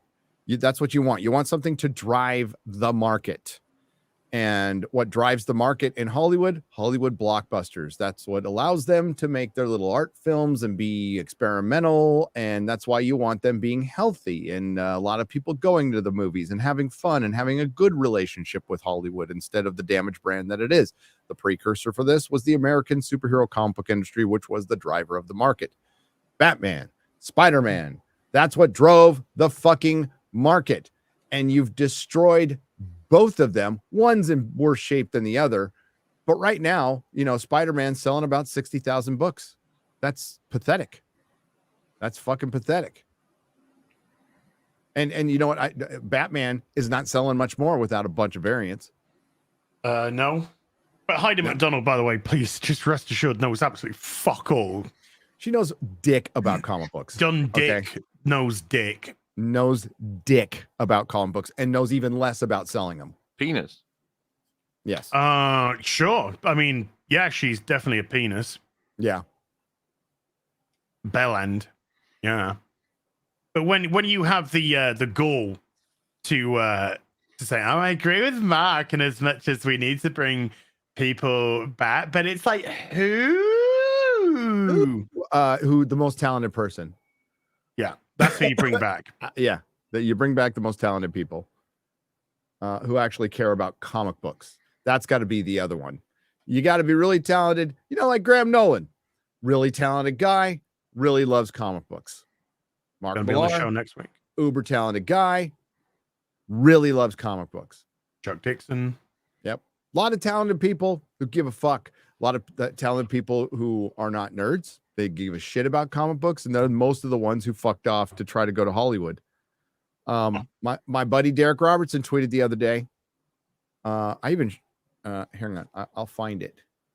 Let me find it. Oh, and Chuck Dixon that wrote Alpha Core, which is currently. I'll read what he tweeted out. I think he's probably. I mean, he hasn't unfollowed me, but he probably has me muted. By the way, Alpha Core, I've read it. I started reading it before a stream, like 45 minutes before I had to do a stream, and I didn't want to put it down. The only reason I had to put it down was because of the stream. And as soon as the stream finished, went and finished the book. It is fucking great. But it's Chuck fucking Dixon, so what do you expect? But it is great. Yeah, Dixon rules. Yes. I can't wait to read it. I haven't read it yet. Oh, you're not ready yet? Oh man, No. you're for a treat. Absolutely, I loved it. Absolutely, fucking loved that book. Didn't read it, of course, but I loved it. I will read it tonight. From Derek Robertson, co-creator of The Boys, which is a big hit series, massive hit series, according to Amazon. Tweeted this 3 days ago. Whoa. The Boys, which had more viewers in season 3 than the Rings of Power. That has spin-off shows like The Boys Mexico and Gen Z, which all these people love, but nobody really watched that. But it got spin-off shows. It's popular. It's popular in the way that John Oliver is popular and Hassan Piker is popular. I mean, there's a place for woke ass entertainment, but the Boys is woke, and it's nothing like the comic book. But I digress. This is what the co-creator. I still call him a friend. Derek Robertson. He's never done anything bad to me, and he's always been kind to me in the past. And he's kind of a sweet guy. He's just politically we disagree on almost everything. From Derek Robertson 2 days ago, a brief screed for those who might care. We who work in comics are not rich.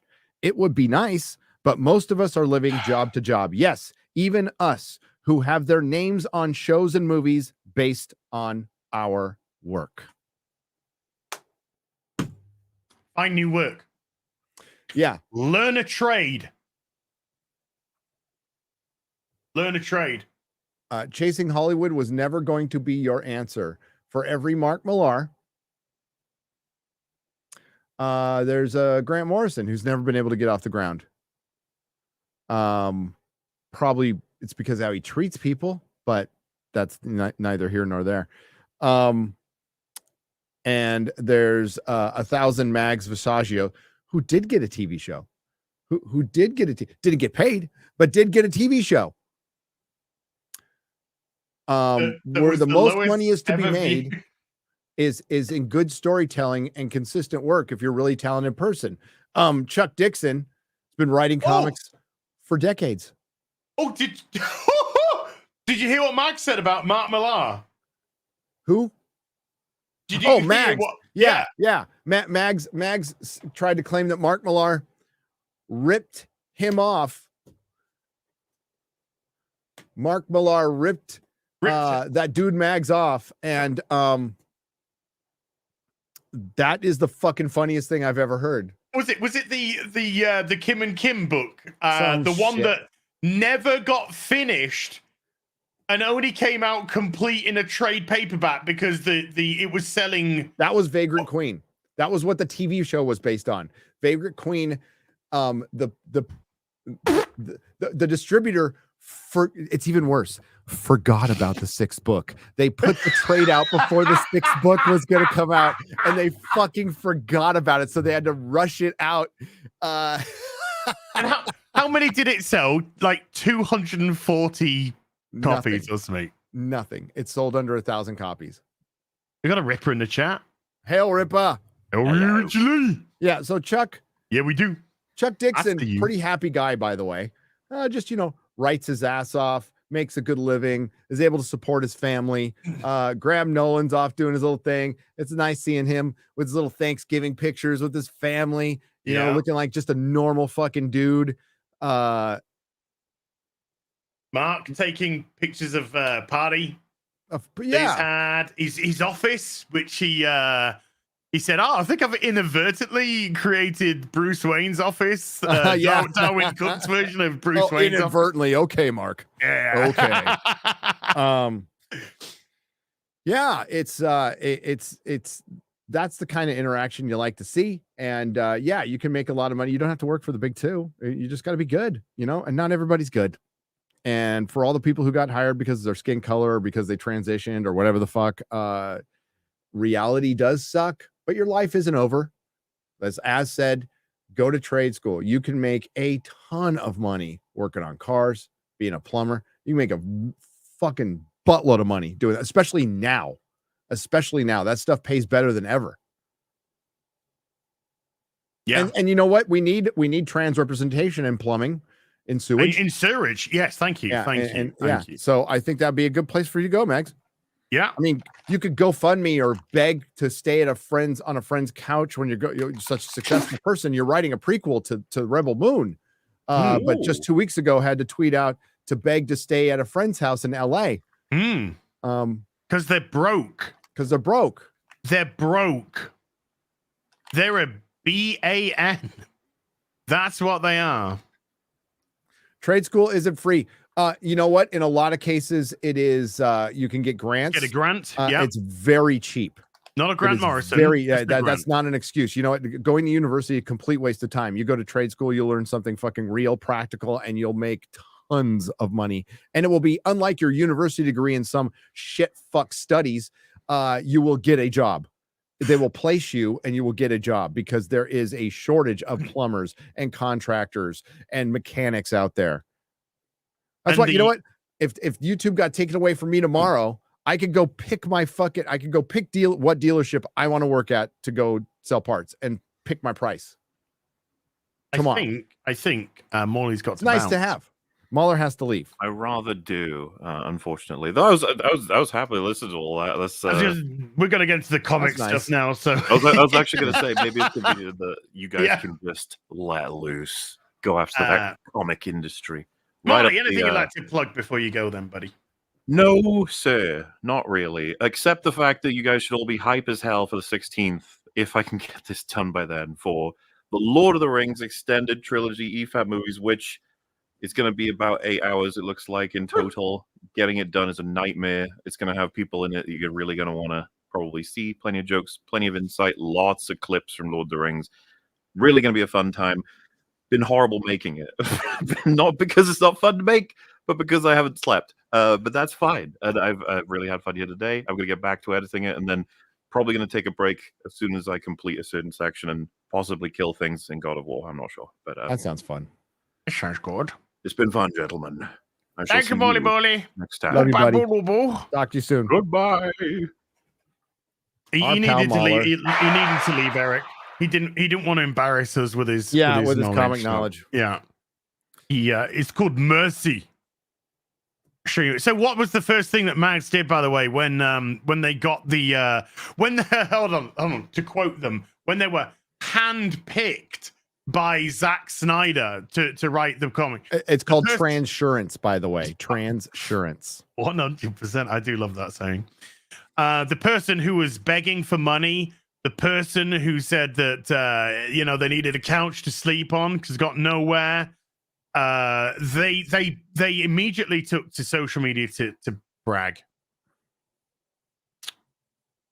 They did.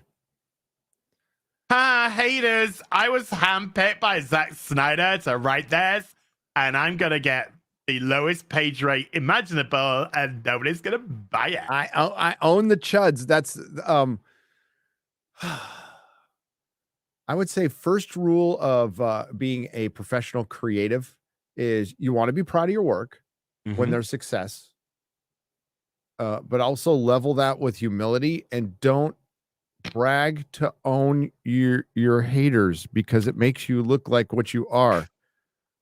Talentless, weak and talentless. Right, okay. Weak, mentally weak and talentless. Makes you look really sensitive. And you know what? Americans love a good redemption tale. Americans generally don't like braggarts and pussies. And Mags is both. And has nothing to back it up. Now, we do appreciate braggarts on occasion who can really back it up. Like, if you're really fucking good, okay. Michael Jordan can brag all the fuck he wants. That guy could back it up. You know, Nolan could back his shit up. He doesn't, you know what? He doesn't brag. Very humble, He doesn't quiet brag. guy. He doesn't Humble, brag. quiet guy. Fucking genius. And you know, the last good thing in Hollywood, quite frankly. Yeah, even like, you know why? Oh, it's out in 4K. Okay, I didn't get that. I just watched it again with my brother-in-law and he loved it. Yeah, you know, Trump, love or hate him, the guy's a billionaire. He can back his shit up. He can back his shit up. Vince McMahon at one time could back his stuff up. I don't know about it anymore. I don't watch wrestling anymore. Not for a long time, but yeah, there was a time, yes. So yeah, when you're somebody like Mags, who has threatened to beat people up with a bat, has tried to ruin people's careers through manipulation to try to get them to pay for surgery. Mags, you know what Mags acts like? A drug addict. I was going to say a cunt. But I mean, it's honestly the same thing. But I mean, Mags acts like a drug addict. Super manipulative, will fuck people over to get money, just to get money for drugs or whatever Mags needs. Maybe it is drugs. Maybe Mags is a drug addict. I don't know. Or an addict of another sort, because there is obviously some drug dependency when it comes to transitioning. That's a reality of it. You will be on drugs the rest of your life. And that's why the big pharma loves it. Loves it. They want trans kids so they can fucking just fill them all full of drugs for the rest of their lives. Yeah, it's great. There's parents willing to do it because they want to look cool. I just think there's a bunch of people Fucking who've infiltrated an industry and they are just pieces of dog shit. They really are. They are just pieces of human effluent. That's that excrement. That's all they are. When you have that many artists together, rampant. when you have that many artists and creatives together, I mean, the comic industry in a lot of ways has always been like this. Very catty, very jealous, very envy. A lot of insecure people who some are extremely talented, but really fucking insecure. Really insecure. And then their whole identity is wrapped up in their art. And they're not really full-fledged people because they've committed so much of their lives alone. And they haven't developed tons of great people skills. And again, in some cases, great artists, but not great people. I mean, I can only speak of the ones that I've had interaction with. Mark Millar is great. Yep. Talk to. What very nice guy, very humble guy.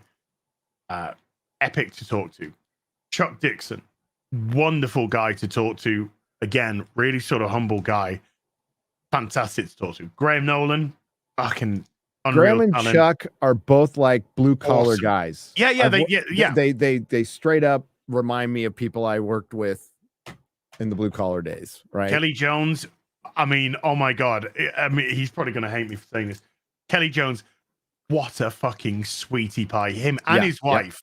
And his wife. wife, absolute sweethearts. Like, sweethearts. We're not talking about them though, because they're really nice. They're the reasonable ones. Like I talked about. We my had Matt video. Wagner on, and Matt was Yeah. fucking fantastic. That was a great show, talking. by the way. Sorry, I wasn't there. No, it's we were the reasonable ones. We are the ones who practice common sense, going, man, there's something going on here with comic books. It's weird. And then when it got weirder, we kept pointing it out. We're like, we've been reading these things for a long time, never really had a problem with them. There's a bad story here and there, but like, this is different. No, it's not. You're a bigot. Times change. Racist. What? I just said I didn't like Spider-Man. What the fuck's wrong with you? And now it's just gotten to where it's gotten. And it's good to appreciate those good people. Those good people aren't in the industry anymore. Like Kelly's like doing some covers and stuff, and that's great. But Kelly should be drawing, he's doing Batman all the time, but they can't afford him. Okay. They can't afford him. They can't afford Graham. They can't afford Chuck. That's why they got rid of him. But do you know who they can afford?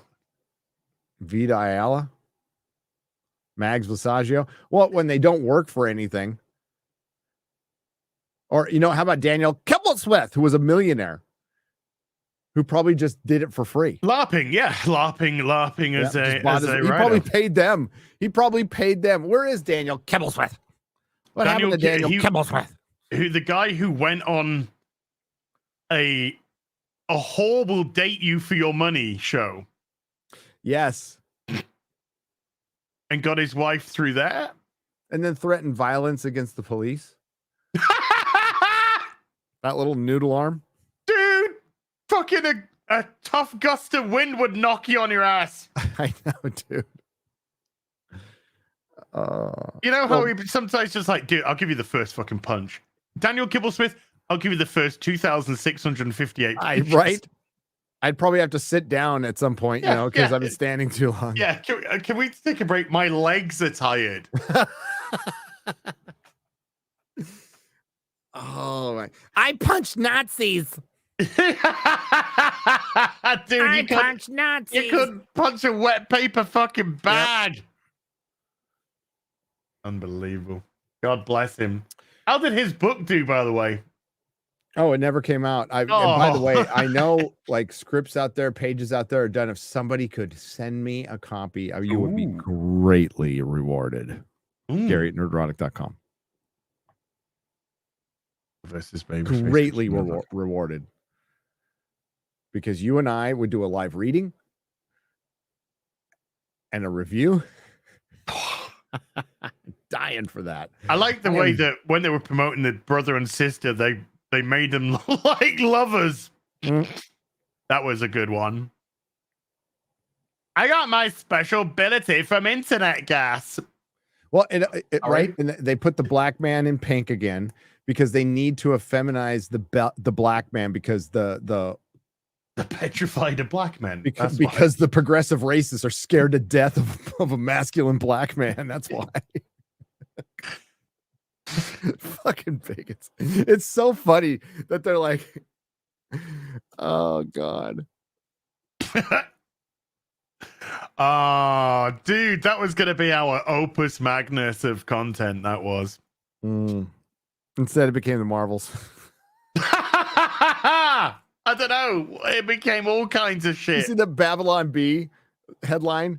Children on their best behavior after Santa said naughty children would get the Marvels on Blu-ray.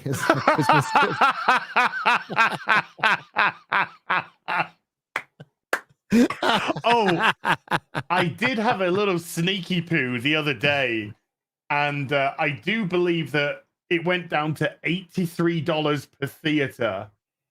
It did not. It the did. Marvels? I'm gonna bring it up if I can. Here we go. I can't wait for you to see Godzilla -1, dude. It's Friday, baby. You're gonna splooge in that movie. You're gonna love it. Oh, sorry, I did lie. I know you like the Asian women, and there's a very cute Asian woman in it. Very cute. I have to apologize. It didn't go down to $83. It did. It was $84 the theater. So yeah, this is the weekend. That's the weekend. That's the weekend. Yes, we're just gonna stop reporting Marvel's numbers. Thank you very much. But Please go to Disney World. Mondays is gonna drop in about two hours from now. What yesterday's was. But last Monday was as $84 on average, over 2,200. Has it gone over 200 worldwide? No, it's still.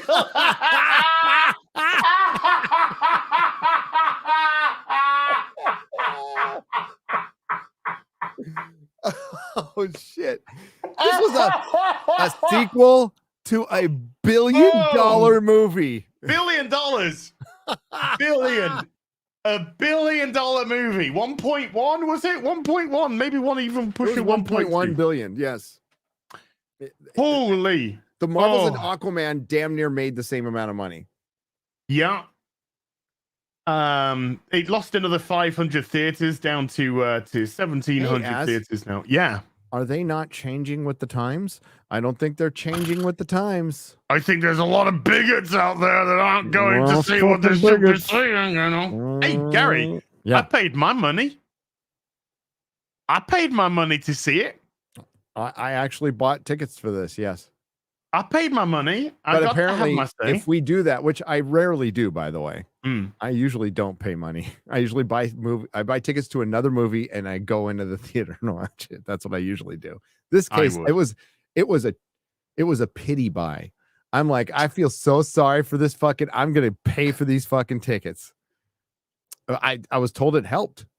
I was told we help when we cover this stuff. I was told we helped it. So that's what I've been hearing. You are. This is why they keep making more, because of you. You are helping this. Disney loves you. And my content. Oh, even though they tell like people who work there to unfollow us. Yes.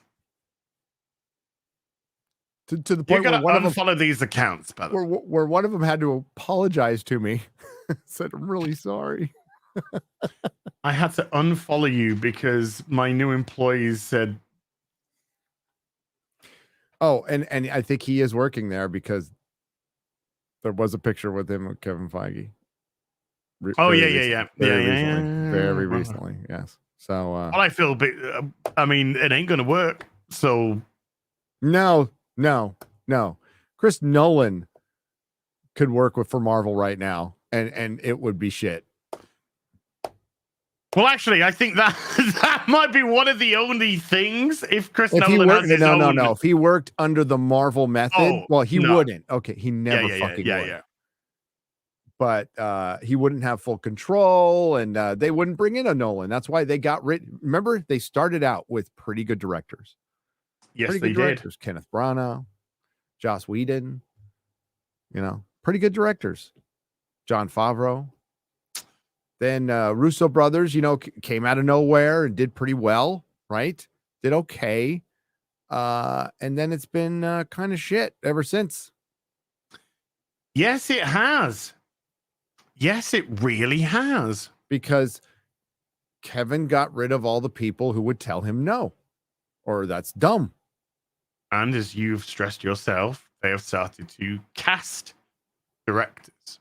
And not hire. Directors are not allowed to be, I mean, they're cast on their demographic, their demography, and they're certainly not cast on their talent, because you just have to look at the body of work. And you can't justifiably, regardless of male, female, and color of skin and ethnicity and sexuality, you can't, in all honesty, justify having no body of work, whichever background you come from, no body of work, and been given 300 fucking million to make a movie. You haven't earned your stripes. Nope. Haven't earned your place at the table. But you are great as a soundbite to a magazine. Right. Because Bob Iger said it himself. The Marvels didn't have enough executive supervision. The man said it out loud. It needed more studio interference. I had so much faith in the black female director that we pranced everywhere, that we cast, that she needed to be supervised all the time. They were afraid she was going to steal stuff off the set.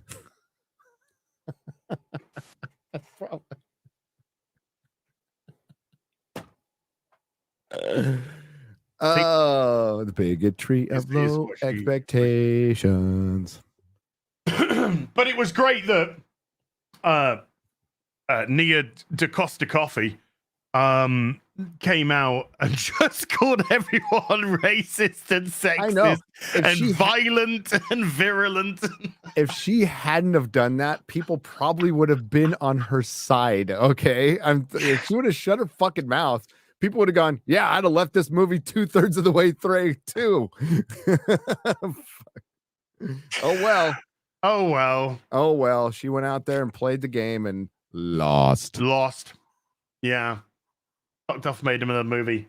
Right, let's go through some chat's been really, really patient. God bless you, chat. Over 8,600 at peak, by the way, today. Woof. Yeah, we're getting like you guys are really tuning in like crazy. We love it. Thank yous. Let's go through some supers. Objectively, a cat's been a member for 6. Thank you. Sandro Franca with a 3-month says Eric said he would film himself moonwalking to the bank if he sold 1 million. Hashtag release the moonwalk cut. Dude, also, I want to see that. Eric, are you still out there? He's I saw him. I want to see Eric moonwalking to the bank. Yeah. I think that's the first time in his life Eric's ever going to look like a fucking white guy.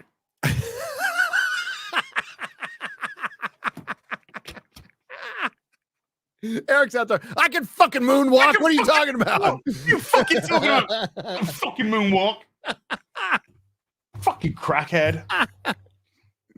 I got to tell the story. I told this story to you.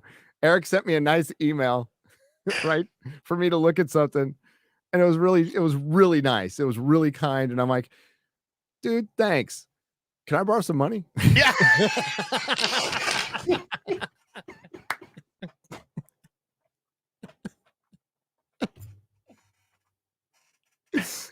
It's like Knox from Batman. I know. Hey, can I have a grant? And then he just gets when Alfred goes, oh yeah, give Knox a grant. It's like, you know, damn it. I was doing my video and I was Michael Goff, by the way. I found out to say his name. Michael Goff. Yes. And I was looking at clips from Michael Goff and I'm like, son of a bitch. And I bought fucking Batman Forever and Batman. The ones I said I wouldn't buy, I fucking bought them, dude. I got them. I bought them. They're sexy. I'm gonna watch. I probably watch Batman Forever, but I can't see me watching Batman and Robin. But I had Jesus. Do you know? I'm such a nerd. I imagine watching Batman and Robin now would just be a giggle. It would just be a giggle. Oh yeah, I mean, like it would be like 66 Batman, which was funny because all they talked about going up to the Burton Batman was we need to get away from 66 Batman. We're trying to distance ourselves from 66 Batman. And then within a few movies, they turned it into 66 Batman, but not as good. I did get a Chris O'Donnell. Hang on. You can read. I've got my Chris O'Donnell Robin right here. If you want me to get it out for the lady. Dude, I'm about to whip mine out right now. Okay, I'm gonna whip mine. And by the way, Kara, yeah, I ordered that 1 and 2 Geralt statue. Fuck yeah. Oh, you did? Yeah. Oh, hell yeah. I couldn't, man. It was fuck. I'm like, I have no wife. I have no kids. I have nothing. I have nobody to care for or love. Okay, wait. I will buy 1 and 2 Geralt, and I will love him instead. I'm gonna get in huge trouble now because, like, I told my wife I bought something. I just didn't tell her what, so she's probably listening and she's gonna find out. So, the reason I can't buy the Geralt is because I bought another life-size Superman, and the reason I bought it is it's the Muckle. Bless you. It's the Muckle Superman. So it's a German mannequin company that made a Superman, and it's the Superman that was in. If anybody's out there who shopped at the Comic Outpost, it's the Superman that was in the Comic Outpost, right at the front door. Yeah. So I found one in Florida, and it was like 10 or 15 miles away from Jeremy. So I called Jeremy. Jeremy, fucking love Jeremy. I'm all, Jeremy, big YouTuber. I'm all, bro, I'm going to buy this off eBay. Could you go pick it up for me? He's all, sure. So it's sitting at the Geeks and Gamers content house right now. I think they put a picture up of it, and I need to go pick it up. See, that's rad. And I've got one in a box. And I got the Batman in Sonic. Yeah. And Sonar. Yeah, I bought the Batman one too. I'd rather have Val Kilmer in the older suit. Yes. But I also got this. Very tempted to get the 1 in 3 Val Kilmer in the older suit Batman. Ooh. Nice. Hell yeah. Nice. They've been putting out some nice Clint Eastwood stuff. Hell yeah. Hell yeah. This is the shit. Oh.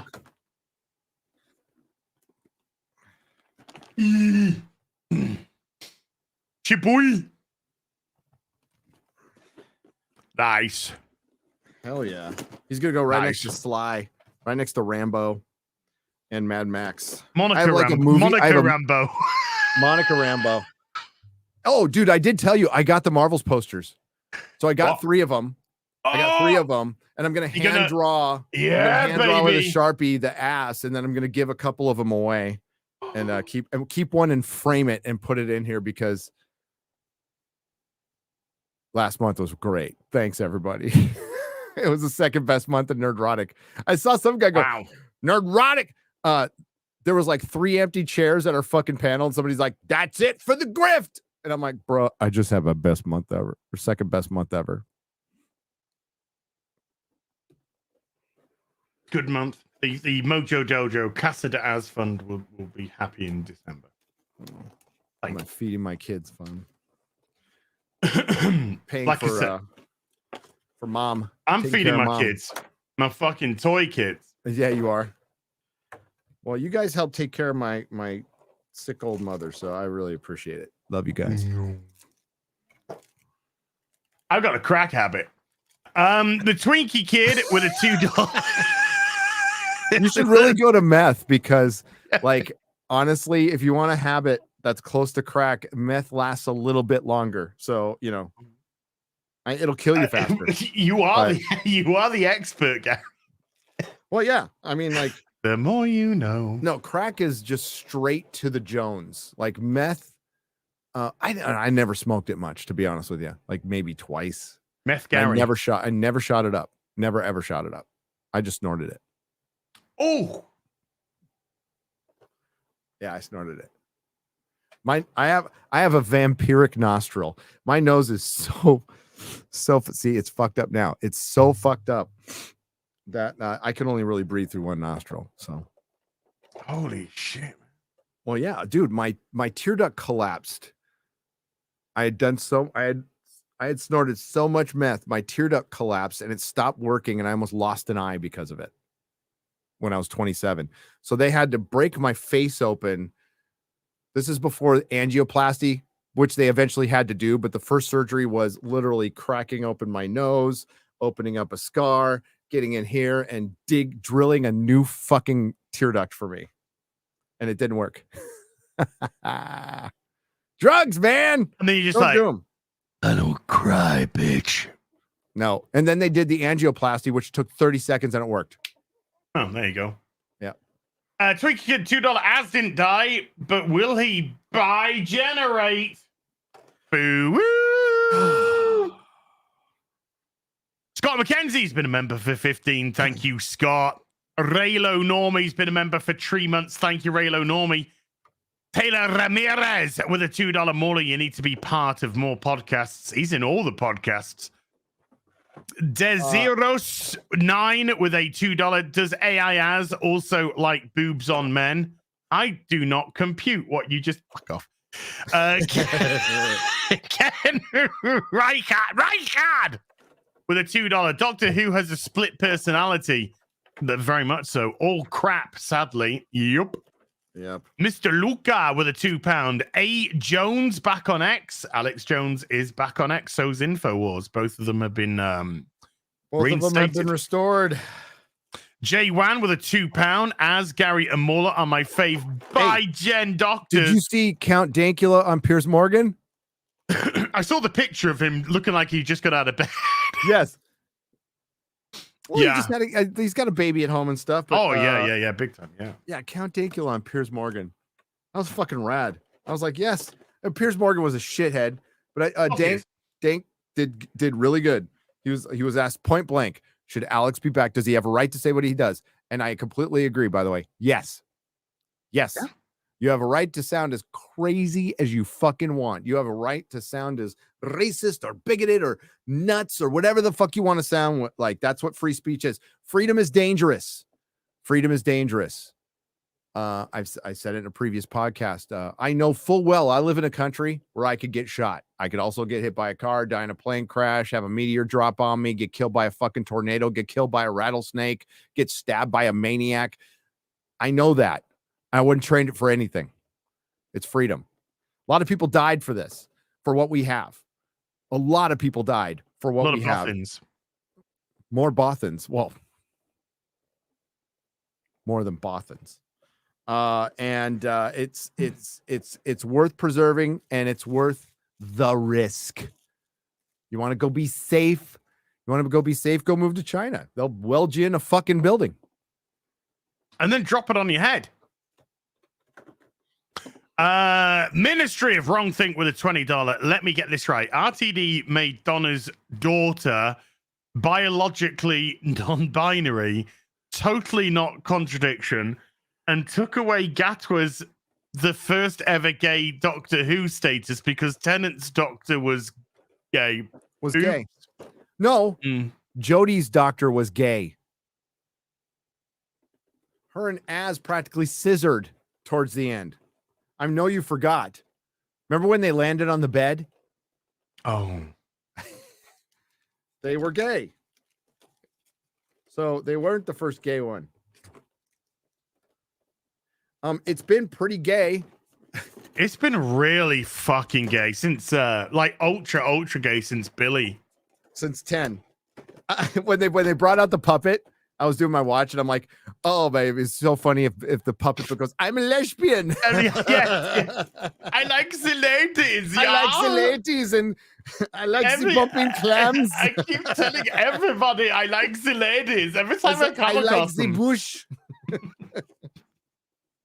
Well, that's all right then. Alex C9339 with a $5 alpha call was awesome. And it made rereading the Ison books so much better. Hell Ripper and Hail the Real BBC with the best AI in the game. Thank you. Thank you. Yeah, I'm going to go back and reread because I haven't read them. I haven't read them. Ison 1 and 2. Are you going to reread Williams them?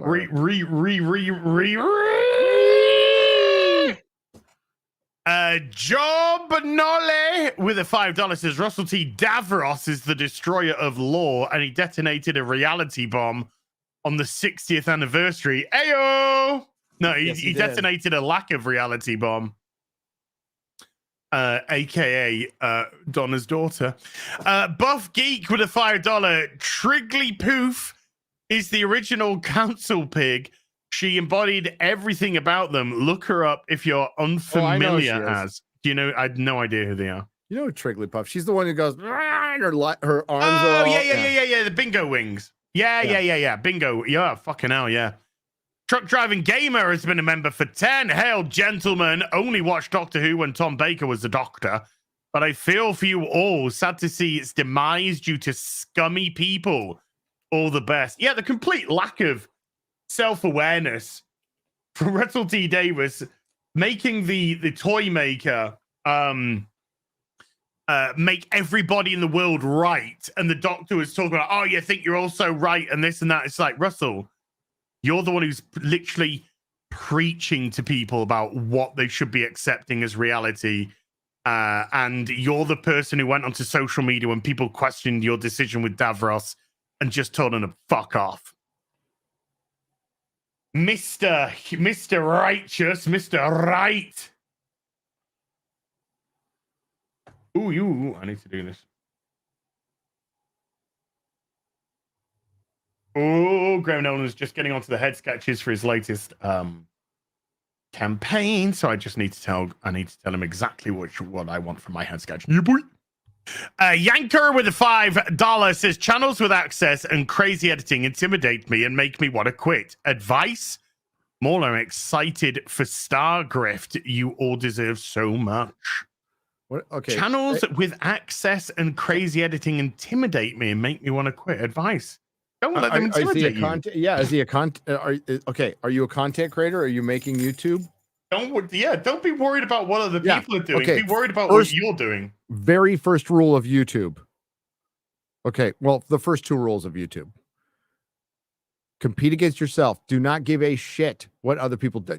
I don't care if somebody made a video and they said everything you're going to say. You do the same video then. You do the video you were going to do, and there's always going to be somebody better. Just don't even worry about that. Compete against yourself. Number 2, don't argue with the chat.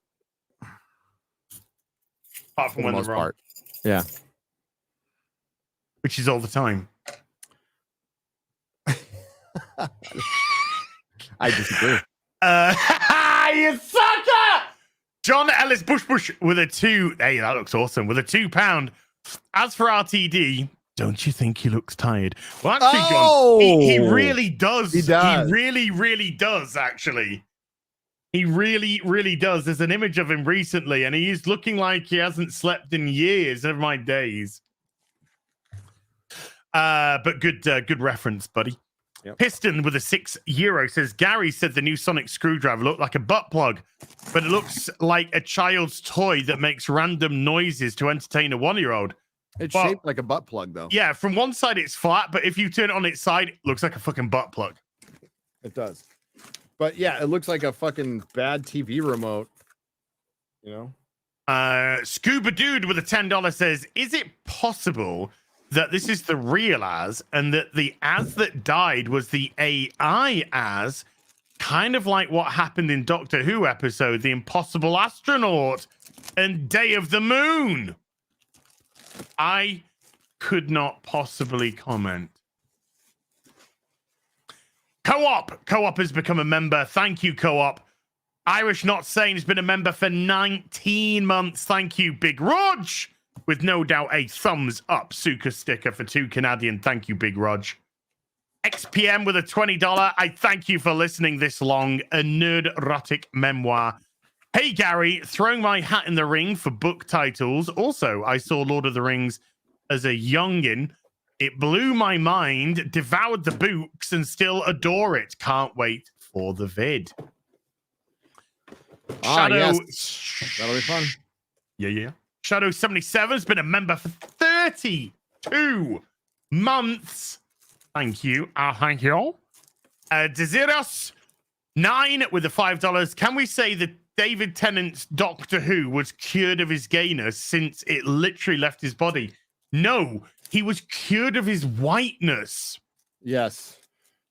Because Ncuti Gatwa said that he was there to cure the doctors who have all been white. Yeah, they're doing rehab in reverse. Yeah, rehab in reverse. He cured the doctors from their whiteness. And I ain't even kidding. Man. Got the nipples, too. Yeah, boy. Yeah, that Garrett, that is the only reason why I didn't pull the trigger on that 1 in 3 Val Kilmer in the original suit. It's because of nipples. If it didn't have the nipples, I would have got it in a heartbeat. Yeah. I feel you. Andy Radart with a £50 says, hail! So they've done a Captain America to Tennant's doctor. He's just going to sit on his backside while what's left of the universe goes to hell. I guess by so much more, he meant so much more. He meant having another cup of tea. R.I.P. Doctor Who. I mourn your passing. Oh God. I mean, they already hinted at the end that he's gone out on adventures with most of the people there since not going out on adventures. So in your own headcanon, you can just say, oh no, he's just fucked off. He's just fucking off and having adventures everywhere. And now that he's been cured of his gayness and whiteness, he's all right, I guess. He's all right. Bushin Ryu Cat with a $5. For Gary, a dollar store near me has a whole rack of retro comic books 3 in a bag, near perfect shape. Daredevil 295 with Ghost Rider. Mail you a list. Oh, get them. Buy them all. Just buy them all. Yeah. Buy them all. Buy them all. Dave, Chuck Rosansky, recently came out and said, I think the comic industry is going to really bottom out. I don't like Rosansky. I think he's a weirdo. And I have a lot of reasons for that. But he has also been around for a long time. He owned Mile High Comics, and he said he's now turning down like good collections because there's so many being sold now. Because people are just getting out the game. People are getting out, which is terrible news. I think it's over. But for Mark Millar, I hope he turns it around. You have this one chance, and this is it. But you have people. You have people wanting to fight him, dude. Yeah, that's you got this one time to you've had a wake up call, and you want to go to fucking war with Mark Millar because you just want to continue to put out not entertainment. You just want to put out your fucking ideologies. Go fuck yourself. Go fuck yourself. Go fuck yourself. You cancel. And my heart goes out to. Mark's gonna be fine, and I love Mark, but Glenn O'Leary. Like, that's the person I can empathize with because, I did what he did, and I know exactly what he's talking about. And this is somebody who loves comics. He wouldn't do it for fucking 30 years if he didn't. It's insane. 30 years. They're mad. They're mad. Right.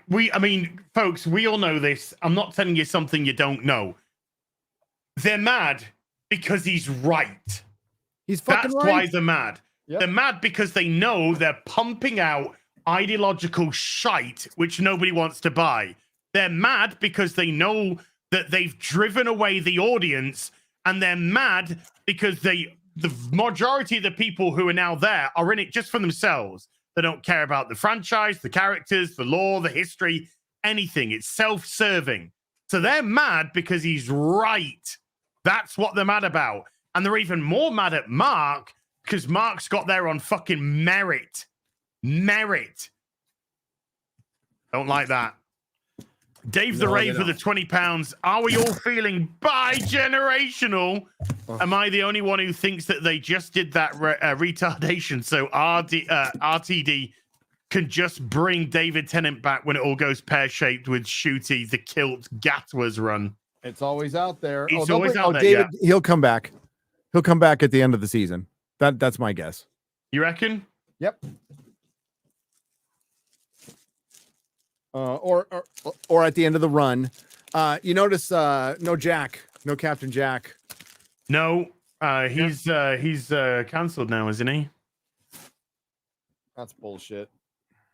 Gorbs with a £5 says, wasn't it funny how the Doctor's clothes bi-generated too? Well, he got some of them, and he got some of them, and others he didn't, even though he got 2 shirts but no 2 pants. But he got the tie, and the tie it's all just fucking stupid. But did you hear why Tennant's clothes regenerated after Jodie Whittaker? It's because they didn't want to offend drag queens. That's one decision I'm actually glad they went along with. Well, it would have looked stupid, exactly. Yes. Totally. But the reasoning behind it is even more stupid. But there's more stupid. They didn't want to. Okay. Stop. There is an Arsenio Hall clip arguing with some gay men about not having enough gay people, and Arsenio's like yelling back during his audience, and he's like, "I've had gay people on. They just don't want to talk about it." Okay, so fuck you with my show, whatever. But in relation to that, when it comes to the word marginalized, by the way, I don't believe in the word calling people marginalized. You are marginalizing yourself automatically by calling yourself that. All right. Life isn't fair. Some people have been dealt a much harder deal than others, but you're not marginalized. And if you let any fucking woke white motherfucker tell you that, then you will be. And that's what they want you to be. But when it comes to the progressive stack, there is how people were born, which they have no choice about. And then there are, I feel a little silly and different, and I make a conscious decision. So I have the disease of alcoholism and addiction. I don't expect the world to bend to me. But what we're seeing with children right now is equal to, oh, he just identifies as an addict. We're going to give him drugs. It's no fucking different. It's no different. You wait until they're an adult. If they want to make that decision and go on, that's fine. But it's mostly mental health. And they're making people afraid to say that. Fuck that. I reject that completely. Because you know what? Let's just pay attention to some.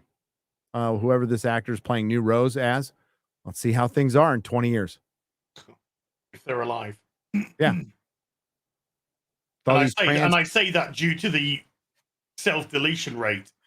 Well, yeah, and it's usually 40s and 50s. When you get into 40s, 50s, and you know, beauty fades, things change, priorities change. You start looking back, and there's this physiology within us that, like, you know, there's certain ways humans are just made and programmed. And you know what? Not everybody should have kids. I don't think everybody, but you know, some people get older and regret not having kids. You know, and that's part of life. Imagine that with your Johnson. I mean, it's got to be horrible. And then you were talked into it by your parents, by your fucking parents. So yeah, the little saying we have in recovery: play the tape all the way through. You know, individually, if somebody identifies that way and it truly does make them happy, and I'm fine with that. That's totally cool. I don't have a problem with it. But filling kids full of drugs and shit, pushing that, and that's why I just think it's so interesting that, especially with Doctor Who, they really want to get them young, don't they? Yeah, Really it's weird. I young. mean, it's see all this preaching to kids. I don't see this. Never mind. We won't go there. I mean, even if it's like a phase, right? A high school phase, and you're not willing, you're not going to chop anything off. You're just going to go through a high school. I don't have a problem with that either, you know. But as long as you don't physically alter your body, because I'm just worried, because later in life, what's going to happen is we, the people, are going to have to pay for those surgeries or collecting the body or do something horrible or therapy. You know, we're going to have to pay for it. Yeah. I'm just running out of shits to give in general. Yep. Gabby Max Gaming with a $5. I've been collecting Conan comics for a bit, loving those. Can you tell me some other sword and sorcery type of comics to read? Make Az alive again. Ooh, sword and sorcery? I don't know, because I've not really been down there. I've only comic twice. Let me get up and I'll get Red one. Sonja, but you know, same kind of vein as Conan, of course. But I'm the superhero guy, not a fantasy. Well, in terms of comics, I am. If it was video games, completely different kettle of fish. Hey, there you go. Right there, baby. Razor Fist has reviews on this and other Elric comics. I would say go check out that video, and then you'll want to buy all of that shit when he's done. There you go. Nikolai Volkov has been a member for 23 months. Thank you, dude. Crit Nature with a 20 Swiss. I remember when you could pre-order the Game of Thrones Collector's Edition before the dog pile of shit called Season 8 came out. I was so ready to pull the trigger. It looked amazing with great art. So happy I didn't do it back then. Ooh. Yep. Isaac Desomo with a $2 plus side. My cancer isn't metastasis. I'm happy. Good. Good. Get it cut out. Cut that shit out. Nikolai Volkov with a $2 says this shit will be off the air in 2 years. Difficult to disagree. Yeah, I mean, it'll be forgotten. It'll be forgotten. I mean, like, even when Rings of Power Season 2 comes out, there will not be the interest there was in Season 1. There just won't. because people have seen it. Like look at Wheel of Time season 2. That was a fart in the wind. I'd rather I not. hate putting these things back in. I really do. Blazing Phoenix with a $20. Just purchased my second pair of tickets for Godzilla -1. Yes. All right. Sorry, Azamola. Wanted to thank you all because it's been a year since I stumbled upon you guys. Rings of Power brought me here, and I don't plan on leaving. Hail. Thank you, Blazing Phoenix. Hey, I'm looking forward to Friday. I've got a good day coming up Friday. Because I'm not on FNT. And, wow. Wow. What the fuck? No, because I'm off to see Godzilla -1, Gary. Oh, okay. Grateful Dog has become a member. Thank you, Grateful Dog. And Brando the Jedi has gifted a membership to the stream. Thank you, Brando. Mr. Tickle Trunk with a 5 Canadian says, in the Doctor Who desert, Russell T. Davies came to our rescue. Instead, he stands, pants at his ankles, hands on hips, whizzing into our remaining water supply. Pretty much. I told you why he came back, and it wasn't to make Doctor Who better. No. It was for selfish reasons. He wanted to feel like a star again.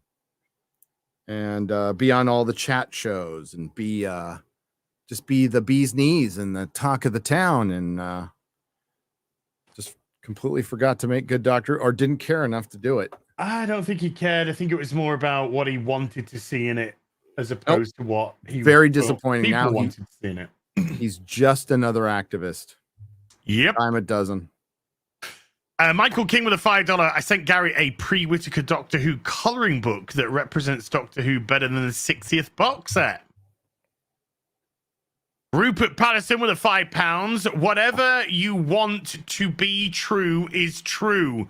Reminds me of however you want to identify as your truth. It's exactly it. Postmodernist claptrap. Yeah, well, it's exactly it. So anybody out there saying that the Timeless Children has been retconned, no, it's part of the canon. It's part of the canon. He the last statement I left in his clip is the last one he made. He said, it's all true.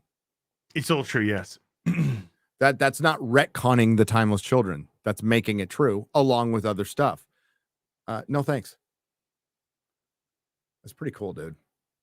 Yeah, great. It's pretty cool. And the Batmobile is going to be shipping in January, I believe. Drunken Finn with a €20. While you've been enjoying Doctor Who, I've been playing the new Warhammer 40k Rogue Trader game. It's good, but do not let Gary touch it, or the universe's events become reality sooner than they're supposed to. Oh, no. Uh-oh, he's touching it. James Disorder with a $2 says, Ethan Van Sciver, thanks for your money. Michael Nebo with a $5. If you hey, wait. What? Will somebody super chat so we can say Matt Jarbo? Yeah. What about DSP? DSP, yeah. Wings of Redemption, Organized Boogie Chaos 2988. Yeah, we'll say anything for cash. We'll say Local's name for cash. Yeah. We'll say Lolcal for cash. Yep. Michael Nebo with a $5. If you watch Logopolis, maybe Vito. I'll say Vito's name for cash. And then Caves of the Rosanani, and then the Giggle. You will notice a shocking tonal difference. You're giving me the episode names. That's what you're doing, man. And I can't pronounce good. I can't speak so good. Goji the King with a $10. Doctor Who ended for me after Capaldi's second series, after Clara left with Maisie Williams.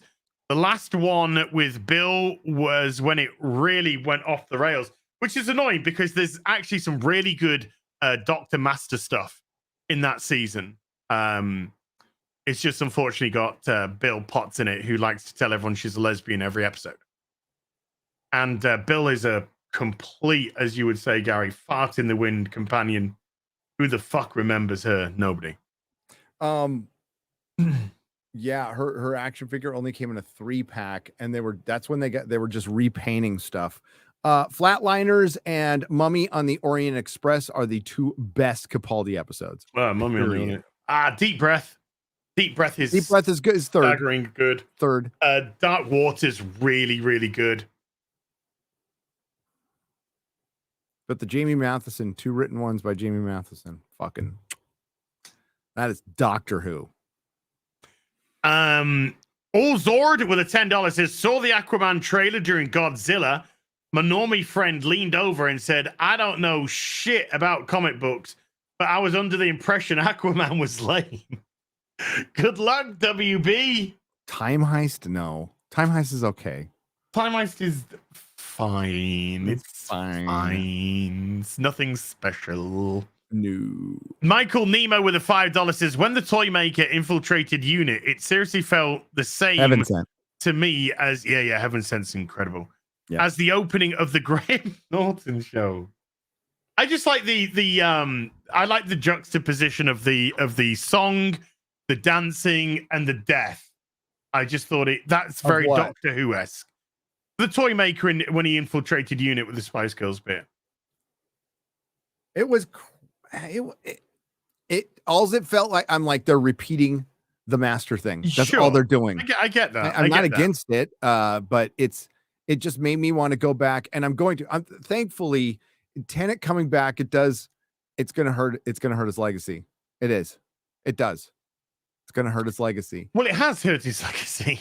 Yeah. Because nobody came to watch it and the viewership dropped every week. No. As Disbrew again pointed out, I'm a Celebrity. What's the name of that show? I'm a Celebrity, Get Me Out of Here, which, by the way, 11.8 million viewers. I'm going to tell you when that show began. Yeah, people want to just super chat. 2002, right? So that's been going for over 20 years now. So there's no bullshit excuse that, well, it's a new show. It's a new show that people watch and it's new and it's different. No, it's a 20-year-old show. It started before New Who started. And it whooped its ass.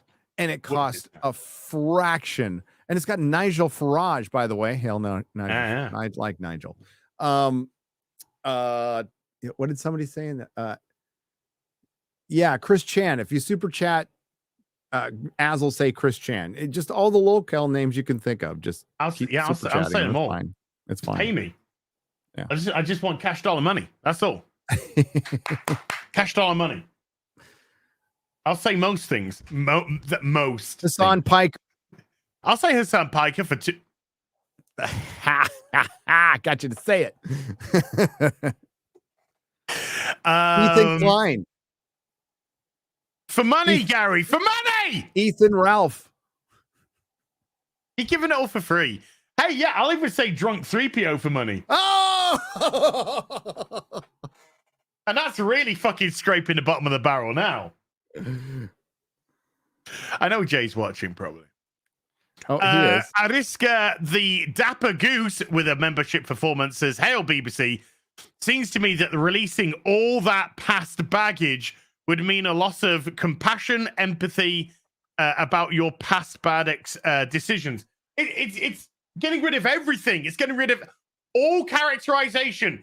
Don't worry about the Doctor's character because it's not ever going to be the same again. It's not important. We need to take this show from the old fans. The old fans had their out. Go fuck yourself. And here we got something for the modern audience. Well, unless your Doctor Who episodes are 7-second videos on fucking TikTok, no young person is watching this shit. You can make it as fucking gay as you want. The kids, they're not going to watch it. No. It's going to be a bunch of 50-year-old gay guys watching it. Yeah. Well, I mean, that's more closer to the truth than not. Yes. Yeah. And you know what? I'm sorry to some, not all, to some of the Doctor Who channels that were exclusively Doctor Who. You can just go back and do retrospectives and lore and on the past stuff. That's fine. But again, if you're getting into content creation, don't hang your channel on one thing. Yeah, chat. No, we haven't hit the vest goal, chat. Sorry. Haven't hit the what? The vest goal. Oh, the vest. I'm like, what's a vest goal? Oh, you told me what a vest goal is. Yeah, you need to step it up. Step it up. Oh no, we need a better goal. We need what's the underwear that like has your shaft that or like the hammock ones.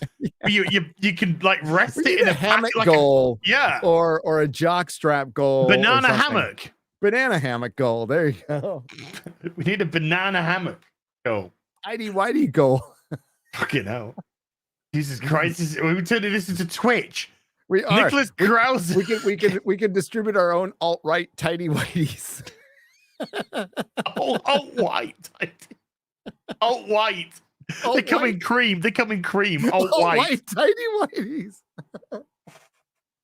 Color alt-white. No. Oh my god, I'm releasing an alt-white t-shirt. It's cream.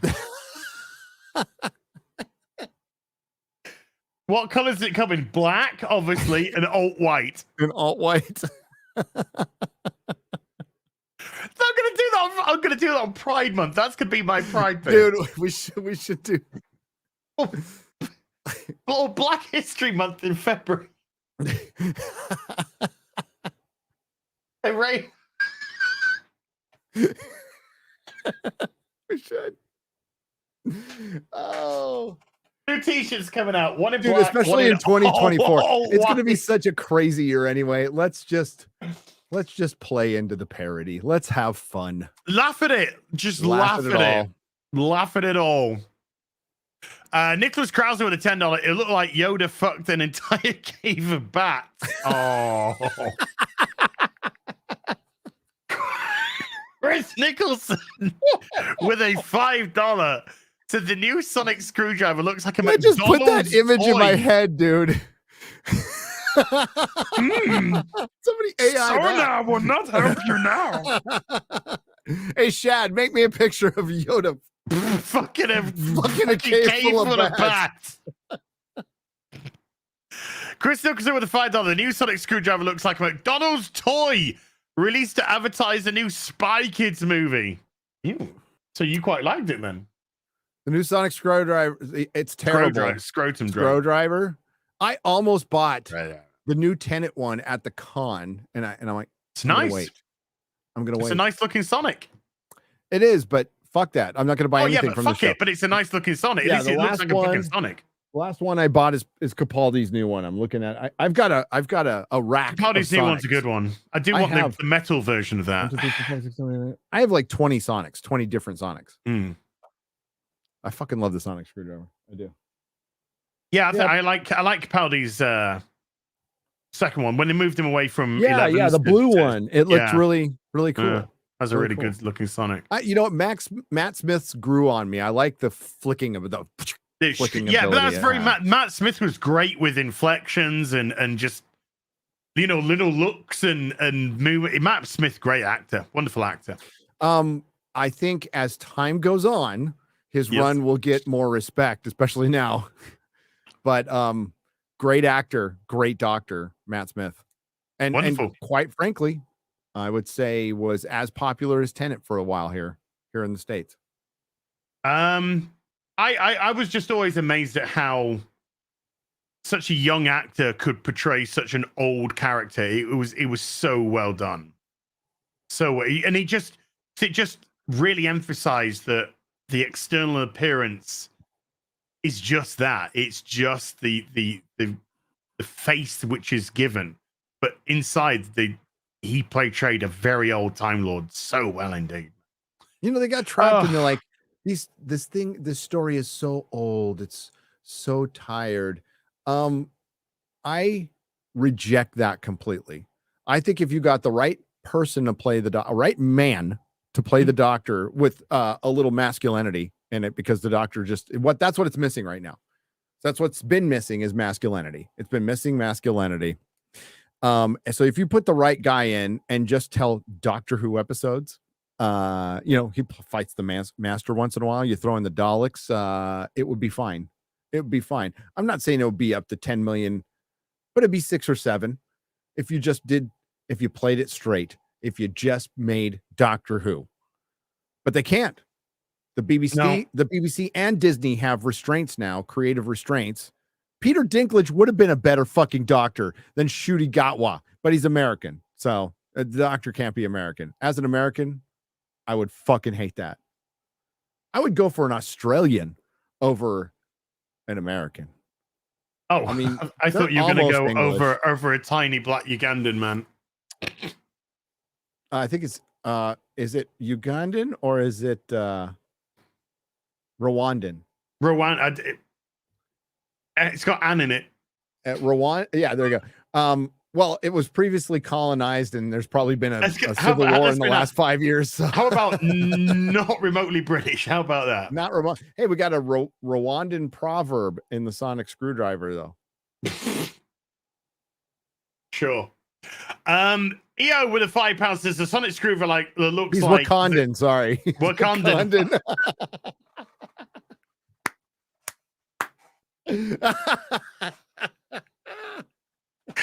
The Sonic Screwdriver looks like the stupid phone that Nathan Barley had back in the old TV show. Wow. Right, we're up against the clock now, folks. So I'm going to have to cherry pick a few, I am afraid, and then get the hula dodge. Robo 96 with £100. Whoa! £100 proper money. Says Boogie 2988. Thank you. There you go. That's I don't know if there's a bigger fall from grace in TV and film than RTD.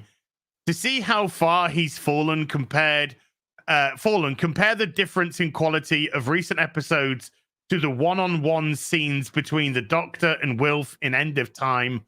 Some of the most tender and beautifully written TV I've seen. Preaching to the converted, man. It's a skin suit. It's a skin suit. Yeah, it's this isn't even going to hurt my viewing of past Who. It is so not Who. It is so fucking not Who. And yes, I am a sweet summer child. I'm a little surprised. I thought we would just get 3 normal episodes. I wasn't even expecting greatness. I was just like some normal celebratory episodes, like maybe we'd see Paul McGann or something like that. Oh, and then it would take us to Ncuti Gatwa. Oh, do you want to be off camera too? You having a wank? That was quick. That was good. Atta boy. You're like, I still got it. Still there. Well, I'm still working on mine. I'm old, so it's gonna take a minute while I'm talking. Andy Serkis as the Doctor would be fucking brilliant. Absolutely fucking brilliant. And that would be huge if Andy Serkis. Michael Sheen would be great. The chat just said that, and props. That would be fucking brilliant. No, it's so not Doctor Who. I don't care. I don't care. You my personal cutoff, no offense to Capaldi. I said it earlier. End of the 50th. He's back looking for Gallifrey. And that's where it ends. I understand. That's where it ends. And it's 50 years. That's 10 years ago. And think about the 50th celebration was so much fun. All the trailers were fun. Everything about it was fun. It had such a huge buildup. It made the fucking news here in the States. I can't impress on you enough in the UK over there. Doctor Who action figures were on sale in Walgreens. Walgreens is a drugstore that's on every motherfucking corner in California and in large parts of the US. They had Doctor Who toys in Walgreens. That's making it. That's making it. And it all went downhill. Very sad. Gotta slip in Josh Kelsey with a quick 20. Josh, thank you. Corey Blumberg with a $50 says, Finny! As a co-worker today told me this bald British guy named Ass roasted Starfield so bad it's yet to recover. I just responded, fucking pronouns! Yes! And walked away. Gary, Still waiting on an email back to hire you as Gandalf for my wedding. Oh, when's your wedding? That's the thing that you found weird. When's your Corey, thank you, man. Corey, we'll get back to you. I can perform weddings. I did do that online thing, and I'm part of the Universal Life Church or whatever it is, so I can perform weddings. Look, seriousness, you know, I can't take credit for any of that, but it is sad when the biggest part of the conversation around Starfield was me having a fucking rant about the fucking bullshit. It is. You made Watch Mojo's top 10 rants of the year. I think they called it influencer meltdowns, Gary. Oh. You're an influencer? Apparently. I influenced people not to buy Starfield. Yeah. You